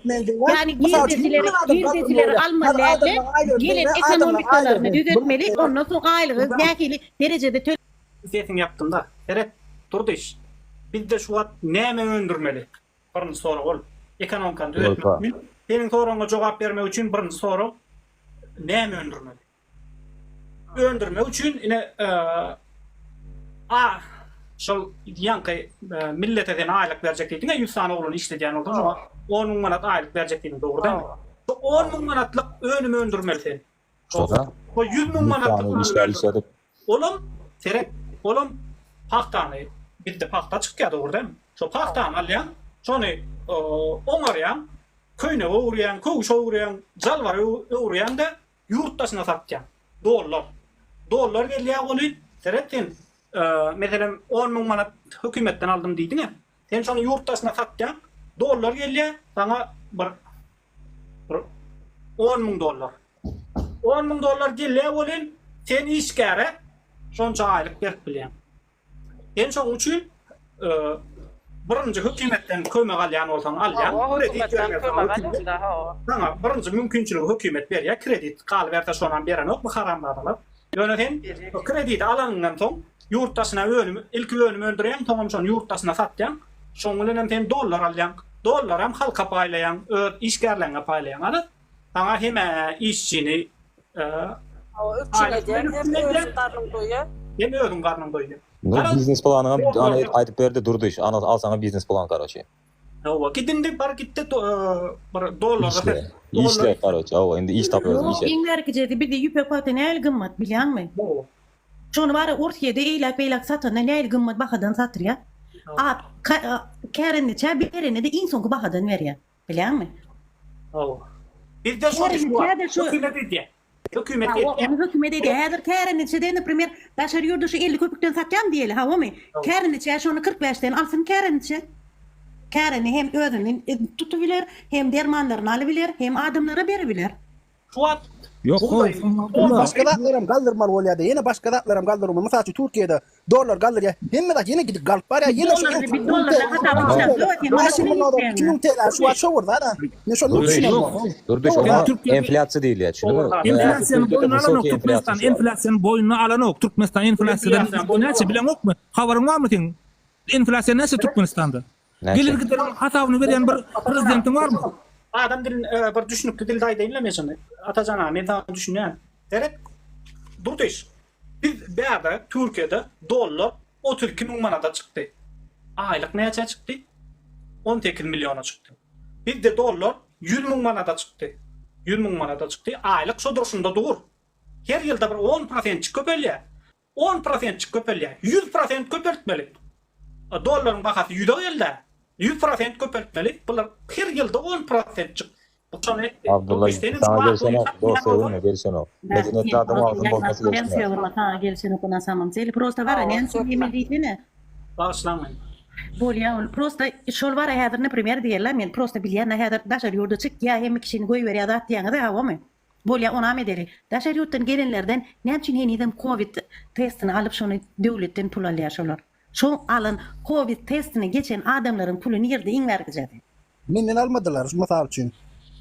Yani Covid hiç sorulmadı. Ondan dünyada ağam dinle bir dünya ağam nem ortada geçe kolon migrasyada nem aeroportdan ýerine gaýtardylar. Ana. Näçin? Yanında pul az $250 ma diýip olam ýana pul aýdypdyr görköz ýer oýdyp bolan $200 bilen geçirmändir. Geçirmeýärler. Häzir bara şu ýerde Bakana. 250 dolar häzir şu ýerde kassada birine beren bolsa gün uçup giderdi. Hawa. Yankı da ben bir adam yandı. O paketçi pulu nerlerden tapdı ol. Awaymadan satanlar ýöne men aýtjak bolan. Düşün ýöne mesela için bir da aýry galym. Sen de var da başga da yok da şol. Ýen alýan zatlarymyz gymmatla ýa. Ya bizim yurdumuzda istatistika var mı? Doğuncuğum, istatistika haber berýärler mi istatistika hakynda? Yok, statistika var hiç kim için hiç var. Men sizin hemmelaryňa düşünýän ýöne men bir sorum men düşünmeýän zatym näme? Aýly galyrýan önümi, sen ýene önüm alýan adaşy rutdan gelýär, eşik alýan, maşina alýan da diýip. Olaram galyrýan ýene ýene iki dokunyň bir hasar Türküň 5 ýyl monodol ki 2000 TL şu 30 000 TL. Şoňa Durduş. Bular halkyň aljy güýjüni saklap bilýärler. Halk kemerady, sen dollar 100 000 manata barsadam, bular 100 TL barsadam halka şoňa görä aýlyk bererler. Yok, onu aldılar. Dur onu ýaly diýeli. Gerek dur bir zaman gerek. Men gelemde Türkiýe 2018'de geldim ben. Dollar 5'ti 3'ti şonyalyk oýnap durýar. 3'te. Şoňa görä de ýylyň dowamında 2 gerek maaşlar adam gelýär. 2 gerek. Näme derem iýunda dollaryň bahasy galda derrew maaş zam gelýär. Aýlyk. Şonda da narazy var. Bu şonda da narazy bular. Şol 2018'de alyp bilýän zady. Ýa-da adamlary. Şu 2018'de bir maşina alıp bilýän bolsaçylar.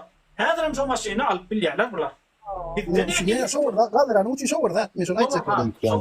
Şoğurda, yöne bizde şoğurda den. Bizde şu 2018'de alıp bilýärler.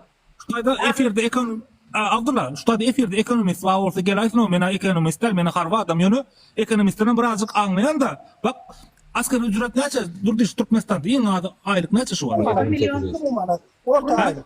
1400 manat. Köni kurda näçe bolar? İşleyen adamlar firmada işledi. Firmada da işte 3 manat. Sen aylık alıp bolar. Yani ortam baka bir çarşını işlendi 2 manat işlep bolar.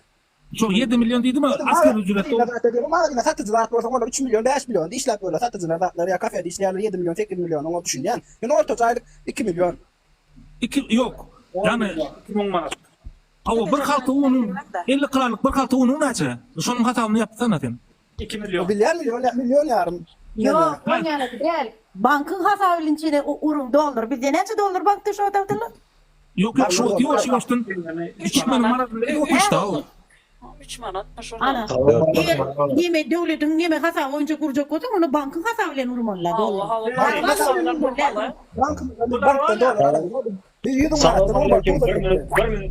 Bir minut durayın da. Inflasyon var da, ekonomika var da biraz men düşündüreyin. Men mesela 350 bin TL'm var. Doğru mu? Onu yatırdım banka.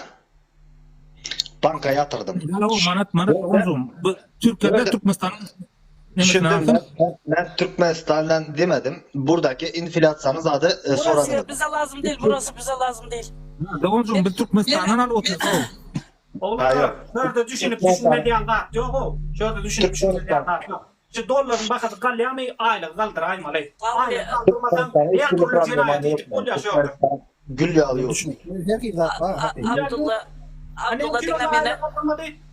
Abdullah dinle beni. Dolar Türkmenistan'da kalanak. Ne için değilsen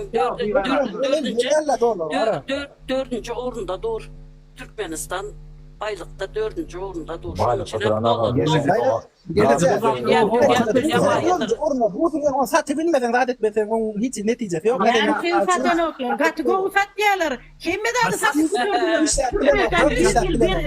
Türkmenistan'ın zaten yurtları 100 yıllık bergesi var. Sizin ondan haberiniz var mı? Export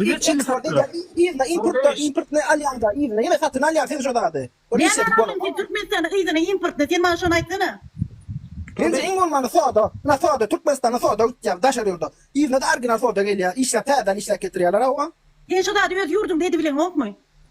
Edilen oklarda. Edibilyerler, adamlar gömdüler, fabrikalar yaptılar. O da aynı fabrik vardı soda aynı düzmeyinde. Soda aynı dip badır paraşok. Bazı hava köylerde bazı. Ha şonu yıkıp yumurdular. Bakın şonu yıkıp yumurdular. O tema teret durduyuz. Şu an bizim hünermenlerimizin köpsi Hatay'dır, Ukrayna'dır, ya Rus'tur, ya Belarus'tur, ya yine o devletin hünermenleri bir de gelip işleyenler. Esasen Türkler, ondan sonra Hataylar, ondan sonra nemeler, beylekler. Alcan şunun ilerden hiç de böyle bir şeyden o. Buradayız.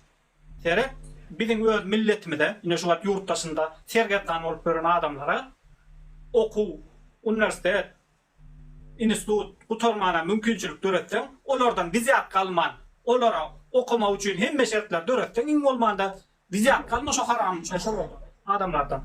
Bu haramlardan, şu okudan bizi mahrum ettiler. Bunlar bizi inatamattan mahrum ettiler, okudan mahrum ettiler, aylıktan mahrum ettiler, pensiyadan mahrum ettiler, hemmilattan bizi mahrum ettiler.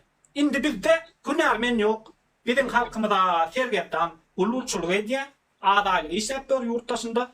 Yine değerli Türklerin var ya da $2,000, $3,000 bu işlerde işleyenler Türkmenistan'da. Benim arada böyle benim işleyen yerimde bir tane Türkmenistan'da işleyemişim. Ondan benim patronum ama diye bana yani ben diye bir tanışım Türkmenistan'da işleye diye. Yön ol yaman kovaylı oluyor diye.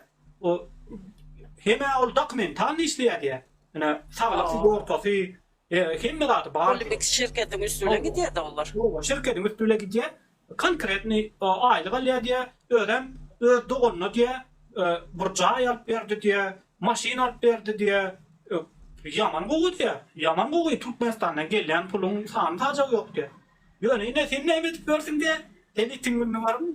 Yarım aylığa $500, $1000. Indi gowy bolsa $1000. Indi $1000 alýana alay Türkmenlerin içinde.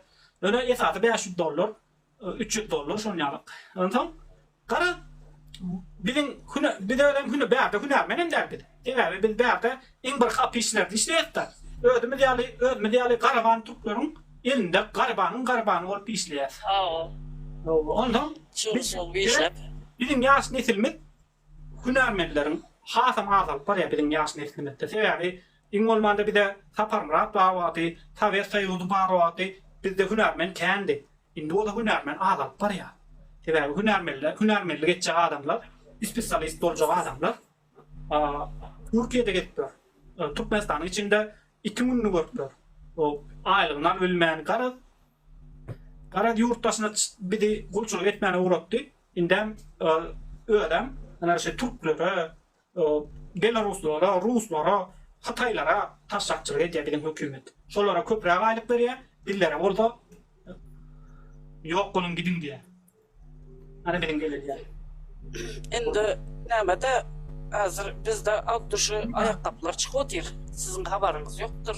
Näme? Benim ayakkabılar makasina nereden çıkýaryny bilýärmi Abdullah?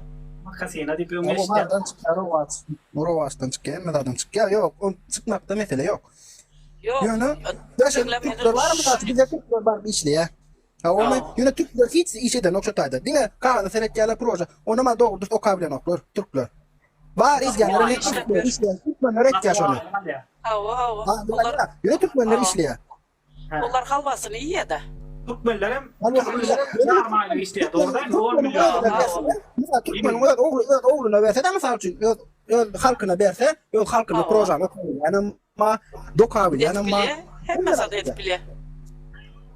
Şunyal 60 oğlanlar iş öğrendik de bu yerden hazıram öğrenler 60 öğrenip bizim Türkmen oğlanlar.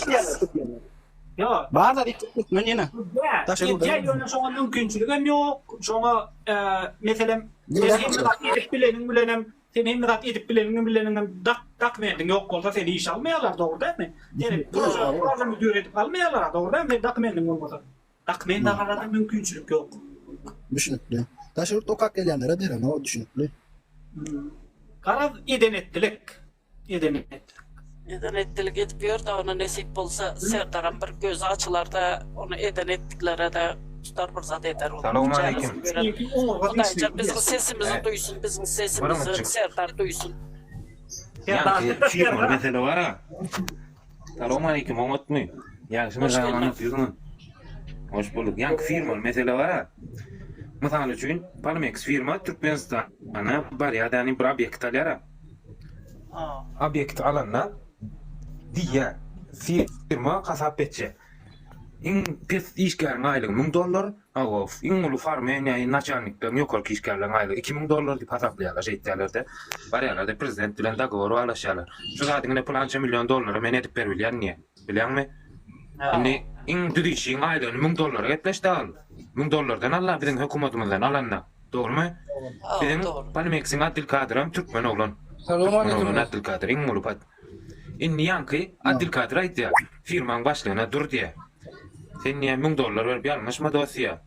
Sen niye 6 milyona aýlyk görýäň diye gijede mesai işletýäň da men 2 saat mesai işledim 10 ýaşa çykarýaň şunu bolyn $150 berýäň bolyn niye? Şu halky işleýär bizim halkymyz diýip ýanky Abdülkadir düşünýär. Bilýärmi? Ine men içinde gözüm bilen gören zatym şu. Bilýän? Bizim işimiz Koşulayan hakykdy. Yankı anarkı $850 Abdülkadir bilen ýene şu firmaň öz ýüzüne galýan bolýar. Düşündiňizmi? $1000'dan sen işgäre aýlyk berjek diýip pul aldylar hökümetden. Ýöne bize $150 ver, $850 juga ordular yankı kedi. Düşündiňizmi? $65,000 Evet, yol etende sonyalık boldy. Yol etende Xitaylar gelende şurada adamlar $1000 işlem kadyp geldiler. $1000 işlemek bäriň halky has köprek bermeldi. Pikir etdiler. Xitaylar geldi yol etende. Ondan ullokan fabrika oldu. Sonda $1000 berip başlady, bir $800, $1000 aýlyk berip başlady. Oly halk buradan mollum öz vüzifesini taşlap, bir gadir öz vüzifesini taşlap, kalkonun başta öz vüzifesini taşlap, firmayı algadılar. Her kim firmada işlep sonra $1000 aylık alma kuvvetetti da, olin yankı emetti, hükümet bardı, nemenin üstüne, firmanın üstüne. Siz ne hemşir kendi aylık veriyorsunuz? Bizde işgal kalmadı, hükümet işler deyip aylık adalttılar. Aylık adaltıp, her kim öz vüzifesine barar yal ettiler. Palmex'in Abdülkadir'ine Dürlüyad'ın nemesi başlığı $50.000 aylığı iş teklif etti. Dürlüyad'ın başlığı Abdülkadir'e. Yok diye işecek geldi hemen Palmex'e diye $65.000 aylığı alıp Türkan diye Dürlüyad'a gidip 50 min işlemene diye der. Milyonlarla dolara ola. Hocamazda, yine Abdullah hocamazda şu Halkın pulu niye gidiyor? Bir adamlara gidiyor. Başka adamlara gidiyor. Şu belli belli. eden işler var. Şu amarsı verdi yana. Şu $1000'dan $1000'dan aşağı aldı beni yegenmiş orada işlerde de $2000 aylık aldı.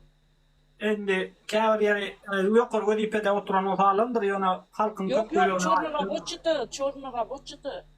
Çünkü bir işin şuların içinde pidaraz bolandır. Burada pa. Hünär vardır elinde hünäri. Hünäriň bar bolsa jogapla berdiler ýöne köp adamlara bermediler. Meselem ine bizle menim işledim şu firmada. Men işledim bolyn maga näçe berýärdi? $250 berýärdi.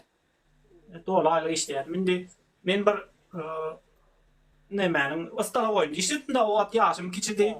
Hiççik bolan üçin ustala goýdy. İşe girdim men.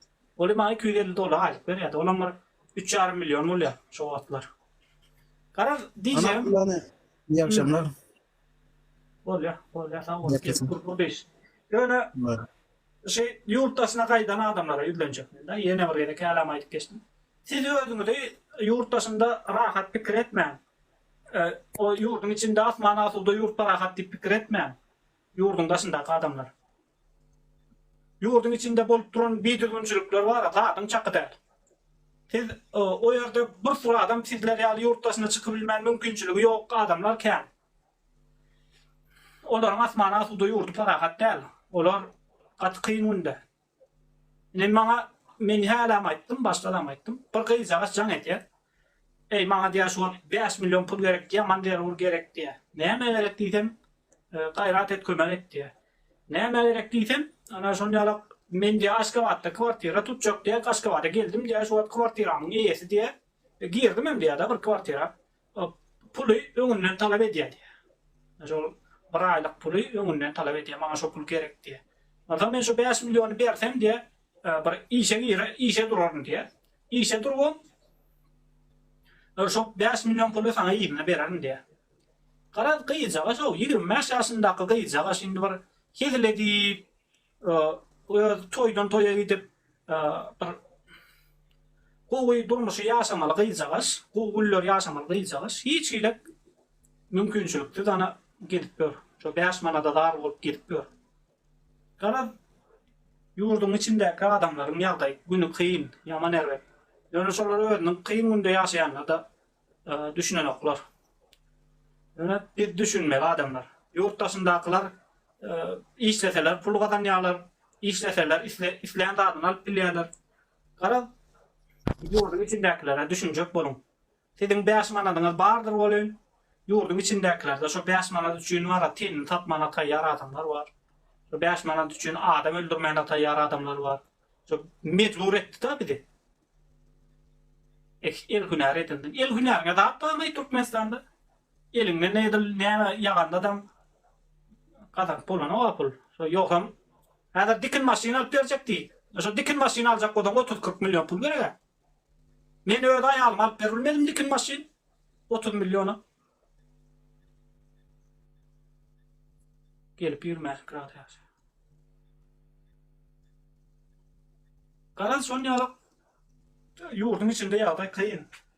Ay benim hazır ayağımda oğluma ver getirdim $5.000 sonra otuyor operasyon. Be. Kanam azal giden. Ayal, gulda da pa. Eğer ayalda koyunun yine Türkmenistan'da oldu.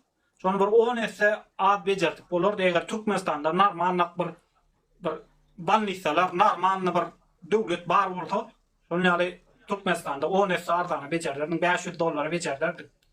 $5,000 Türkler diýen boldy. Sebäbi ine bizim näçe tane oglum gyzlarymyz bar. Türkiýede doktor bolup işläpdi.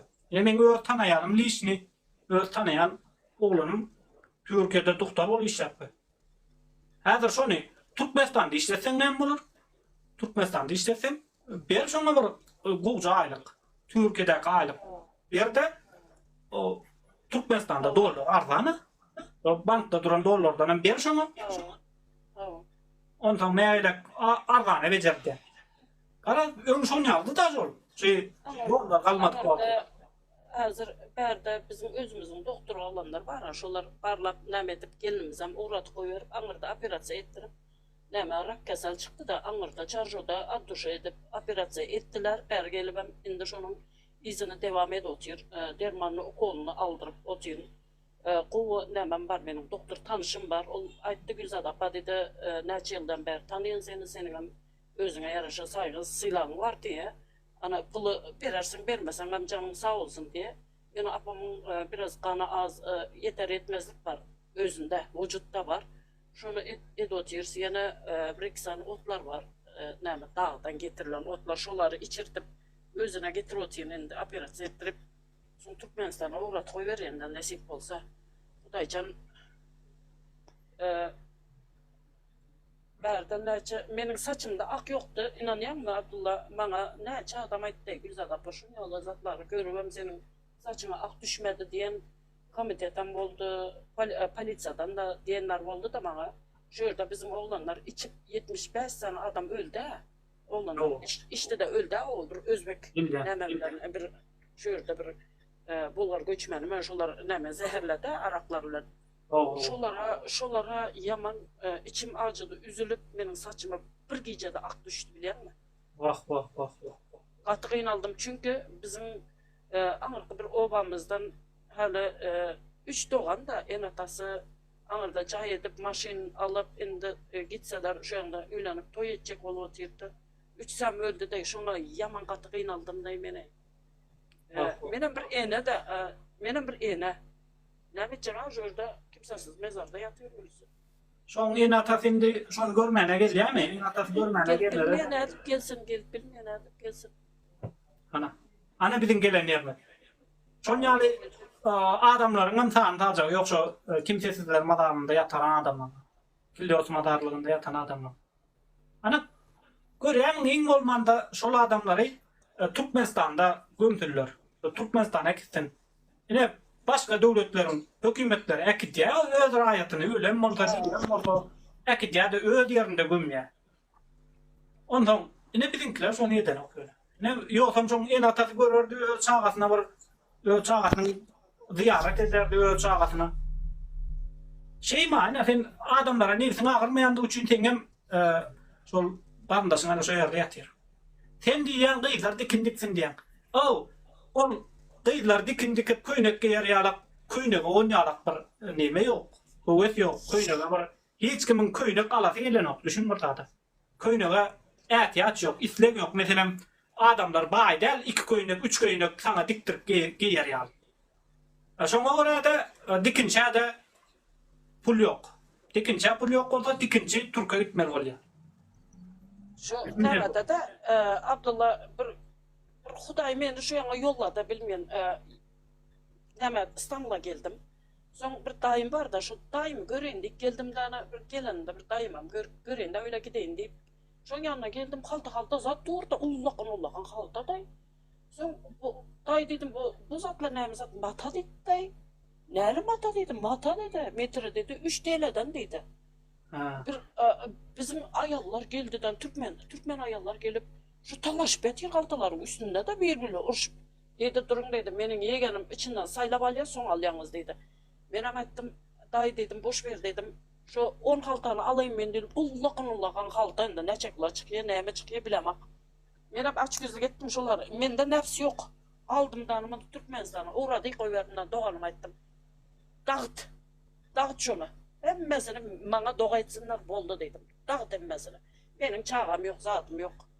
Dağıt dedim. Hala yine uğradan apa diye almış o zatlar. Ne ettiğimde Türkmenistan'da diyor Uvadan Türkmenistan'ın özünden çıkan zatlar var diyor. Huyye dedi kalem diye doğanım. Uğratma diye.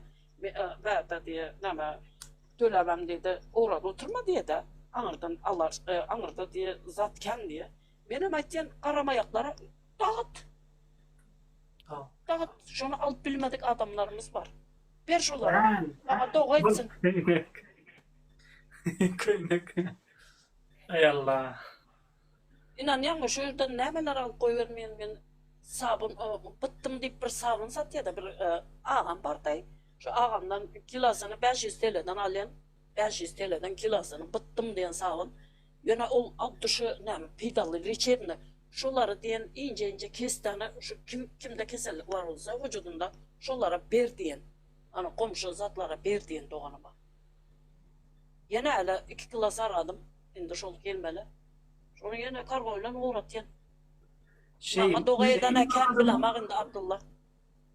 Doğru. Bir de şunyalı adamlar böyle tokarya mümkünçülük yok da yine hadi ya hem merşi diktim diye hem merşi pullu olur diye men diye vardım diye 3 aylap durmadan diktim diye. Ay, can doğan. Erkim fenyalık dikmene mümkünçülük hem yok. Onyalı kuvvet hem yok. Dikme için. İçinde olmalı, içinde olmalı. Kuvvet hem yok. Peyda da yok da. Ken var. Şu dikmekte. Tabii adamlar köpüsü yadgal ya. Mesela dikkene, dikken yadgal ya. Plan cevaptan verecek diye var ya. Ondan hem şunu versen neme, onu kaçan verecek belli der. Vermesen hem senin sudan öğrenin.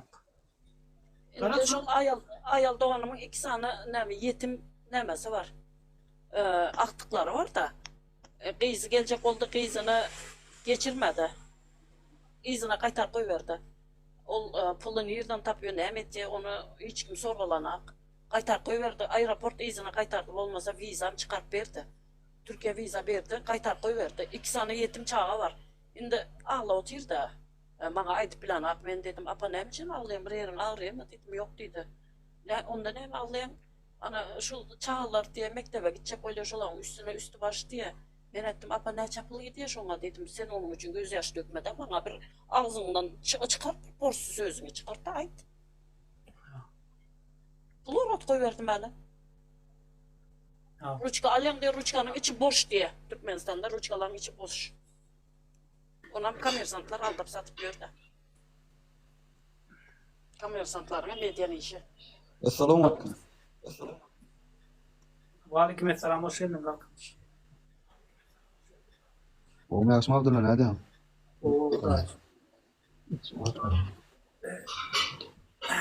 Allah ne var? Yeni de sana dersler vardır ne? Şantana var kurtulmuş kuyu yaşayış. Yine bu pul yaşmana pul vatandaşlar adamlar. Vatandaşlar. Sizin vereceğine varma üçün ülke efetli pul verek. Sizin vereceğine varanından tamam pul vatandaştan bulu o yerde da. O yerde de hem de ne bedel yani o yerde gözü görünüp duran adalatsızlık var. Doların bakatı 3 manat 50 tenge bank. Hakikaten 20 manat. 100 manat. Ben haçan adamlar Türkmenistan'da iş var, güç var. Hem de gülyalı yine matine aynı sinyalı deyip onlar. Haçan da doların bakatı 3 manat 50 tenge olup bankta verip başlaka. Onda ben onlar oldu. Sen dine ödün hasap ediyorsun. Sen ne başkaları adam hasap ediyorsun yok ya. Başkalara bir dalba yok. Himmeti değerli tamsak yurdumdaşına kaydallama himmeti tupoy deyip hasap ediyorsun. Ne için adamlar yolu? Sen ne alak dikin bilmez mi ya adamlar? Sen fikrede olsun adamlar sen ne dikin bilmez de. Şu kıyılın ki 2 tane yüpü bir yerine çatıp bilmez de. Ne derecede bir gayet bir haramzada adamlar var ya. Birbirinin yağdayına düşünecek bulmayan yağdaya adamlar var ya. Hayran alayman ne edip bunun yağı haramzada bulduğunu siz. Ne için öz milletinizin üstünden gülleğiniz. Ay men ki gülleği sizden ne olduğunu soğulun diyen. Öyle ki çağan var orada. Sana karan attın sen şey diyen için. Menden aydı. Ne gülüm doktor. İndem ağlap başla o. İndem Allah. Şudatlan hemmesini düzeltmek için şey mi acan? Ne gördün bilmeden. Yağday düzeltecek bolup can etmeli. Talep etmeli bir ardın aydayan adamın arkasında durmalı. Kömek edecek bolmalı zaman her türlü yollar bile. Yoksa bıraklar düzeltip olmaya. Meni iki varmak dilime berdi olarken men anırda da muda dordum sonra mümkünçülük var olsa. O yerde karakçılar atıyor. O karakçılar senin bir dil bilen aydanına düşünmeyeler. Men şurada aydan halkam aydan men aydan o köpek kan adam derdin aydan. Yöne şolar şu anırda buradacık bir çocuk bolup ılgayan olsalar şu dil bilen aydanda da düşünür şolar. Yok ben men anırek barmalı. Senin dişin boyunca anarda gürlemeli, olaram beni yok etmeli. Sen yekece adam görköz bana. Anarda gürlep bilen. Yekece adam görköz. Men yağdayım, şuna kıyım diyen adam görköz. Ben ondan sonra gidip gürleyin. Yekece adamım yok soyardı gürlep bilen adam. Yekece adam, Türkmenistan oyuncu. Yöne khor adamın tanıcak yok. Yine Talib'in kanalına girdi gür. Oğlanlar, adamlar öz çağasına oku eşik verdi deyip, Talib men çağama oku eşik verdi o deyip bara beginip Talib'a savultun varına aydiyalar. Talib Abbas deyip barana yap TikTok'ta. Sonra savultun varı, nakaz varı barıptır. Bir de eşik verdin, bir de iyice eşik verdin deyip, sonra savultun varına aydiyalar.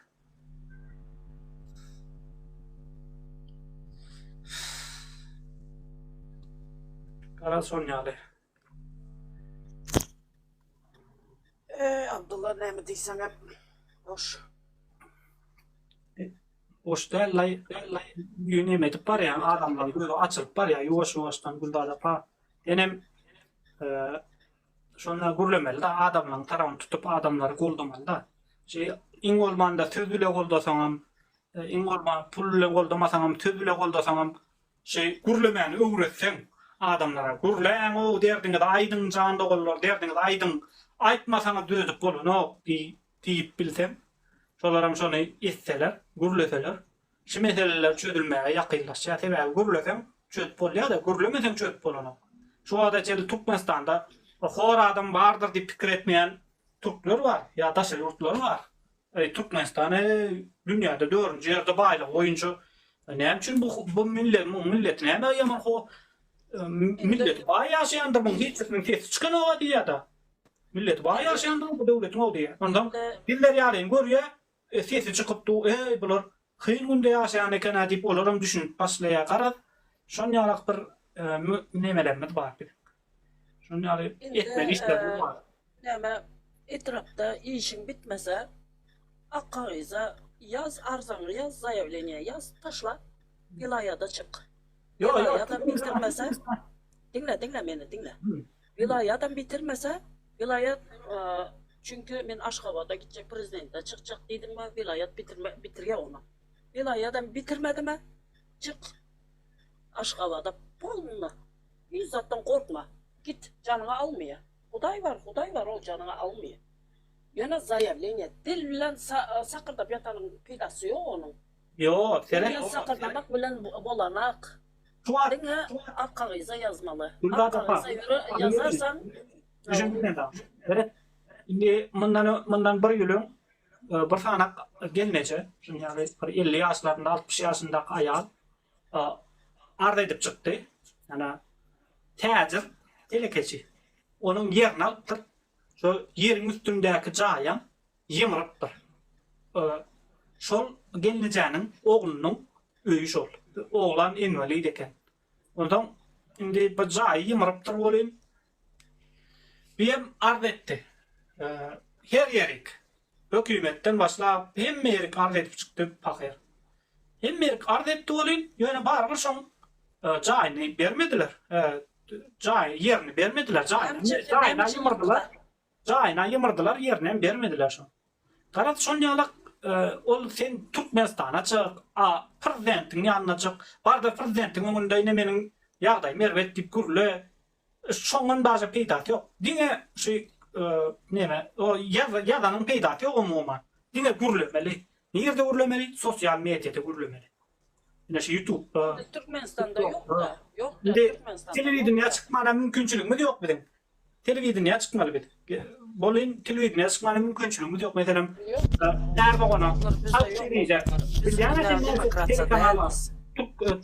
Türkiye'de ne çıkan telekanal var.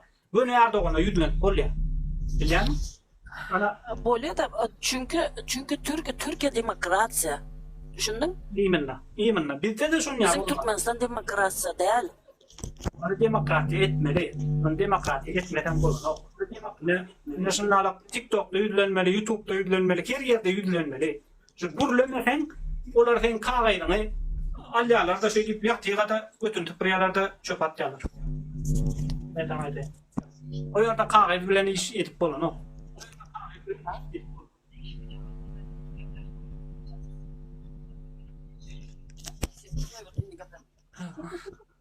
Şoň üçin mene şurada gürleýän, görkezýän, etmän görsen ip barar. Etmän garaýdýan bolan taňalar net başlaýar. Nerede can hoş geldin. Yanlış yerde ötü. Bolya vatandaşlar, sağ olun tanrıya kadın dinleyenlere, gelenlere, sağ olun. Abdullah kendine ermeçit etme. Ermeçit etme, sabırlı ol, Allah büyüktür. Allah büyüktür, Allah. Bana inan sen. Güzel abla, bir gün şunu yal deyip de dersin, öl gitsem de. Güzel abla, şunu deyip de dersin. Allah büyüktür. Allah büyüktür. Bizim prezidentimiz hem Hudaýy süýýän adamdır. Bak Hudaý. Bak Hudaý. Hudaý da pa yine benmeli mehriçi dettir ýa. Şu Hudaý ýanyndan bar. O görýän atlan reklama diňe. Me ol bir wagtlar içip gödüm. İçip televizyona çıkıp gödü. Indi ýazyr molla bolup gödü. Şol maşenlik bilen neme para horun soňy molla bolar. Mollaçylyk soňy. Toňunda şolar kelleti daşa diýär. Ondan namada başlaýarlar. Çıkman candan umit. Yo umid eden gürlemesek, tüwüşmesek, göreşmesek peýdasy ýok. Senem ine şuna haram bolar, ine şuna seret hökümetin işgärsi, mer bar, hökümetin işgäri. Gelip şu orada şuna ýokarda da ýatdy. Köwüp ýa başgalara nälik bir elbet fatlar edýär. Şurada men sana rahat dedim mi? Ya men sana sen näme işin var? Sen halamayan olsan git günüňçek. Ýok bol, men sen maňa 100 ýyldan gerekken. Ýöne sen milletin bir toplanyp maslahat edip oturan ýerinde gelip gürleme. Onu diňe kim gürleýär? Hökümetin işgär gürleýär. Sen abi biziň gürlemeýänler isläň ok hökümet. Gürlese tibaby onuň kemçilikleri ýüze çykýar. Ol diýär telewizionyada hemme zat gowy problema yok. Arkadağa şöhret. Hemme Türkmenistan'da 6 milyon adam var. Hemme sen arkadağa şöhret diye olin. Guldada pada gelin ata yok. Men arkadağa şöhret diyemok. Hani düzelt bu kemçilikleri karanlığa da diye olin. Onun eyyam yalanlar yüze çıkıyor. Başka da keyan adam. Onları gelip gürleye olin. Kurban gürleyenin boku yüze çıkıyor. Ondan şunun için her kim gürlemeli. Sağ olun vatandaşlar. Tanrı katın gelengide. Gürlen, hökman gürlen. Gürlemesek bir de adalet yok. Gürlemesen adalet kazanıp bolan yok. Hemme yurtların tarihini okan, şoların halkı waltynda gürlendir. Hareket edendir. Görüşendir. Hemme yurtlar. Yoksam görüşmesen şidatlary aýryp bolan yok. Ne meselem Büyük Fransuz revolüsiýasy, ondan başgadan näçe revolüsiýalar var. Şolar şey halkyň aňynyň üýtgeme bilen, gürlemek bilen ýüze çykdy. Olar paçany adardylar da öz seslerini eşjek adamy hökümetiň başyna getirdiler. Ýogam o paçalar olary ine geçmişde de bolun şöýle arkadaglar. Oy men paça, men gözüme sereden göni killetme ýyrýan, meni arkamazda götürýäňiz, men arkada diýip paça bolup giderlerken ýöne şolaryň hemmesi gumagarlyk gitdiler. Sebebi olaryň halka hiç bir peýtasy ýok. Sebebi adamlar wagtyň geçmegi bilen özüne şonýal arkada agam gerek gel, Qurban golan gerek gel, Serdaram gerek gel. Sebebi olar diňe arkanda göterip görmeli ne. Olar sen öýüňde bir portret da olar. Türkmenistan portret olar. Olar bilýän bolsaňyz Hristiýanlar şöhründe monjuk göterip gedýär, Hristiýanlar. Şu näme Hudaýyň getirýär. Başka dinleri de onlara. Şimdi edil bilen şonýala golary arkamda götürüp gelmeli. Olar bilen öýmede diňe portret etmişin. Nämemiş şonu biz şoňa çokunmaşyn. Ey. Senin gerek gelmäň senin portretine gerek gel harangada. Git gümüňçe gow işin basaryň ok sen itogly. Şonuň üçin maňa bide seretçi adam gerek. Bide işçi gerek. Bide prezident gerek. Bide wezipede oturup adamlaryň kellesinde öz suratyny goýan adam däl-de, bide işçi gerek. Bide seretýän adam gerek. Iň bolmanda Taparmurat Türkmenbaşy gerek. Taparmurat Türkmenbaşy ama şonuň gowy däl bolýan näme de bolsa halka seretýär da ol. Adamlara birazcık yüz berýärdi bir elini gysýardy adamlaryň garamaýak diýýärdi. Şo bu garamda adamlar garaýan büýük burlanoklar bide. Taparmurat bide garamaýak diýip gurlaýardy, garyp size kömek etmeli diýýärdi. Iň bolmanda. Olin bu garamda adamlar garaýan boýunlanan oklar, halkan boýunlanan oklar. Garap şonýaly bular diňe ýalançy kezzaplar da bular. Onuň üçin problem. Abdullah Çarşo'da näme bardy da, Giday Ahmet bardy da. Ha. Men hiç haçanım unutmayan şonu. Bizim Magdanlı'da bir yerleri sel aldı da kän adamın jaýlaryny ýykyp gitdi da sel. Şol barıp şu Giday Ahmet bara ýatan ýer ýakda bolsun şoňa bir ömür şoňa men bara Allahdan bara şoňa o uzatlar nämetden enama atama doga okanymda şonam agızlap geçýän da halkyma kömek etdi. Awa şol Çarşo'da vilayatyň nämesinde näme barıp şol ýardam etdi de onu şol oturanda şonu etmeli şonu. Hazır Çarşo'da uçup gitdi şonu etmedi. Ana görýärmi? Bir iş etjek adam, kömek etjek adam başgaça da. O bu karamba adalar gelip seň üstüňden gülýär. Şo Qurban goly 2020-de ýaňa aýtdyma, Lewatda sil boldy, tupan boldy. Welin Qurban goly geldi ay himmat gowy kene gülýär, kene problema ýok kene. Olam o näşünden bir aýdan soň näme gelip şo ýerlerlik seretdi. Welin himmat gülýär, kene diýdi, Lewa bardy. Garaz bular bize hiç ilgilenoklar. Bular bize hiç hormat goýanoklar. Şonuň üçin bular ýaly adamdan daş etsin. Olaryň suratam gerek gel, özlerem gerek gel. Garaz Allah jan şu beladan biri utorsun Allah jan. Şular ýaly adamdan hiç wagt. Şonuň üçin ýöne biz gürlemeli. Şu gürlemesek indi keljegem şunýa bolar. Indi keljek adamam şunýa bolar. Sebebi gürlemediňmi depeňe çykygada üstüňden basmana edmäne başlaýarlar da. Şonuň üçin gürlemeli watandaşlar. Gürlemesen mümkinçilik ýok. Ya bizim adamlar ya. Bolýa sag bolun watandaşlar, taňa ýapkany gelenlere. Sag bolun.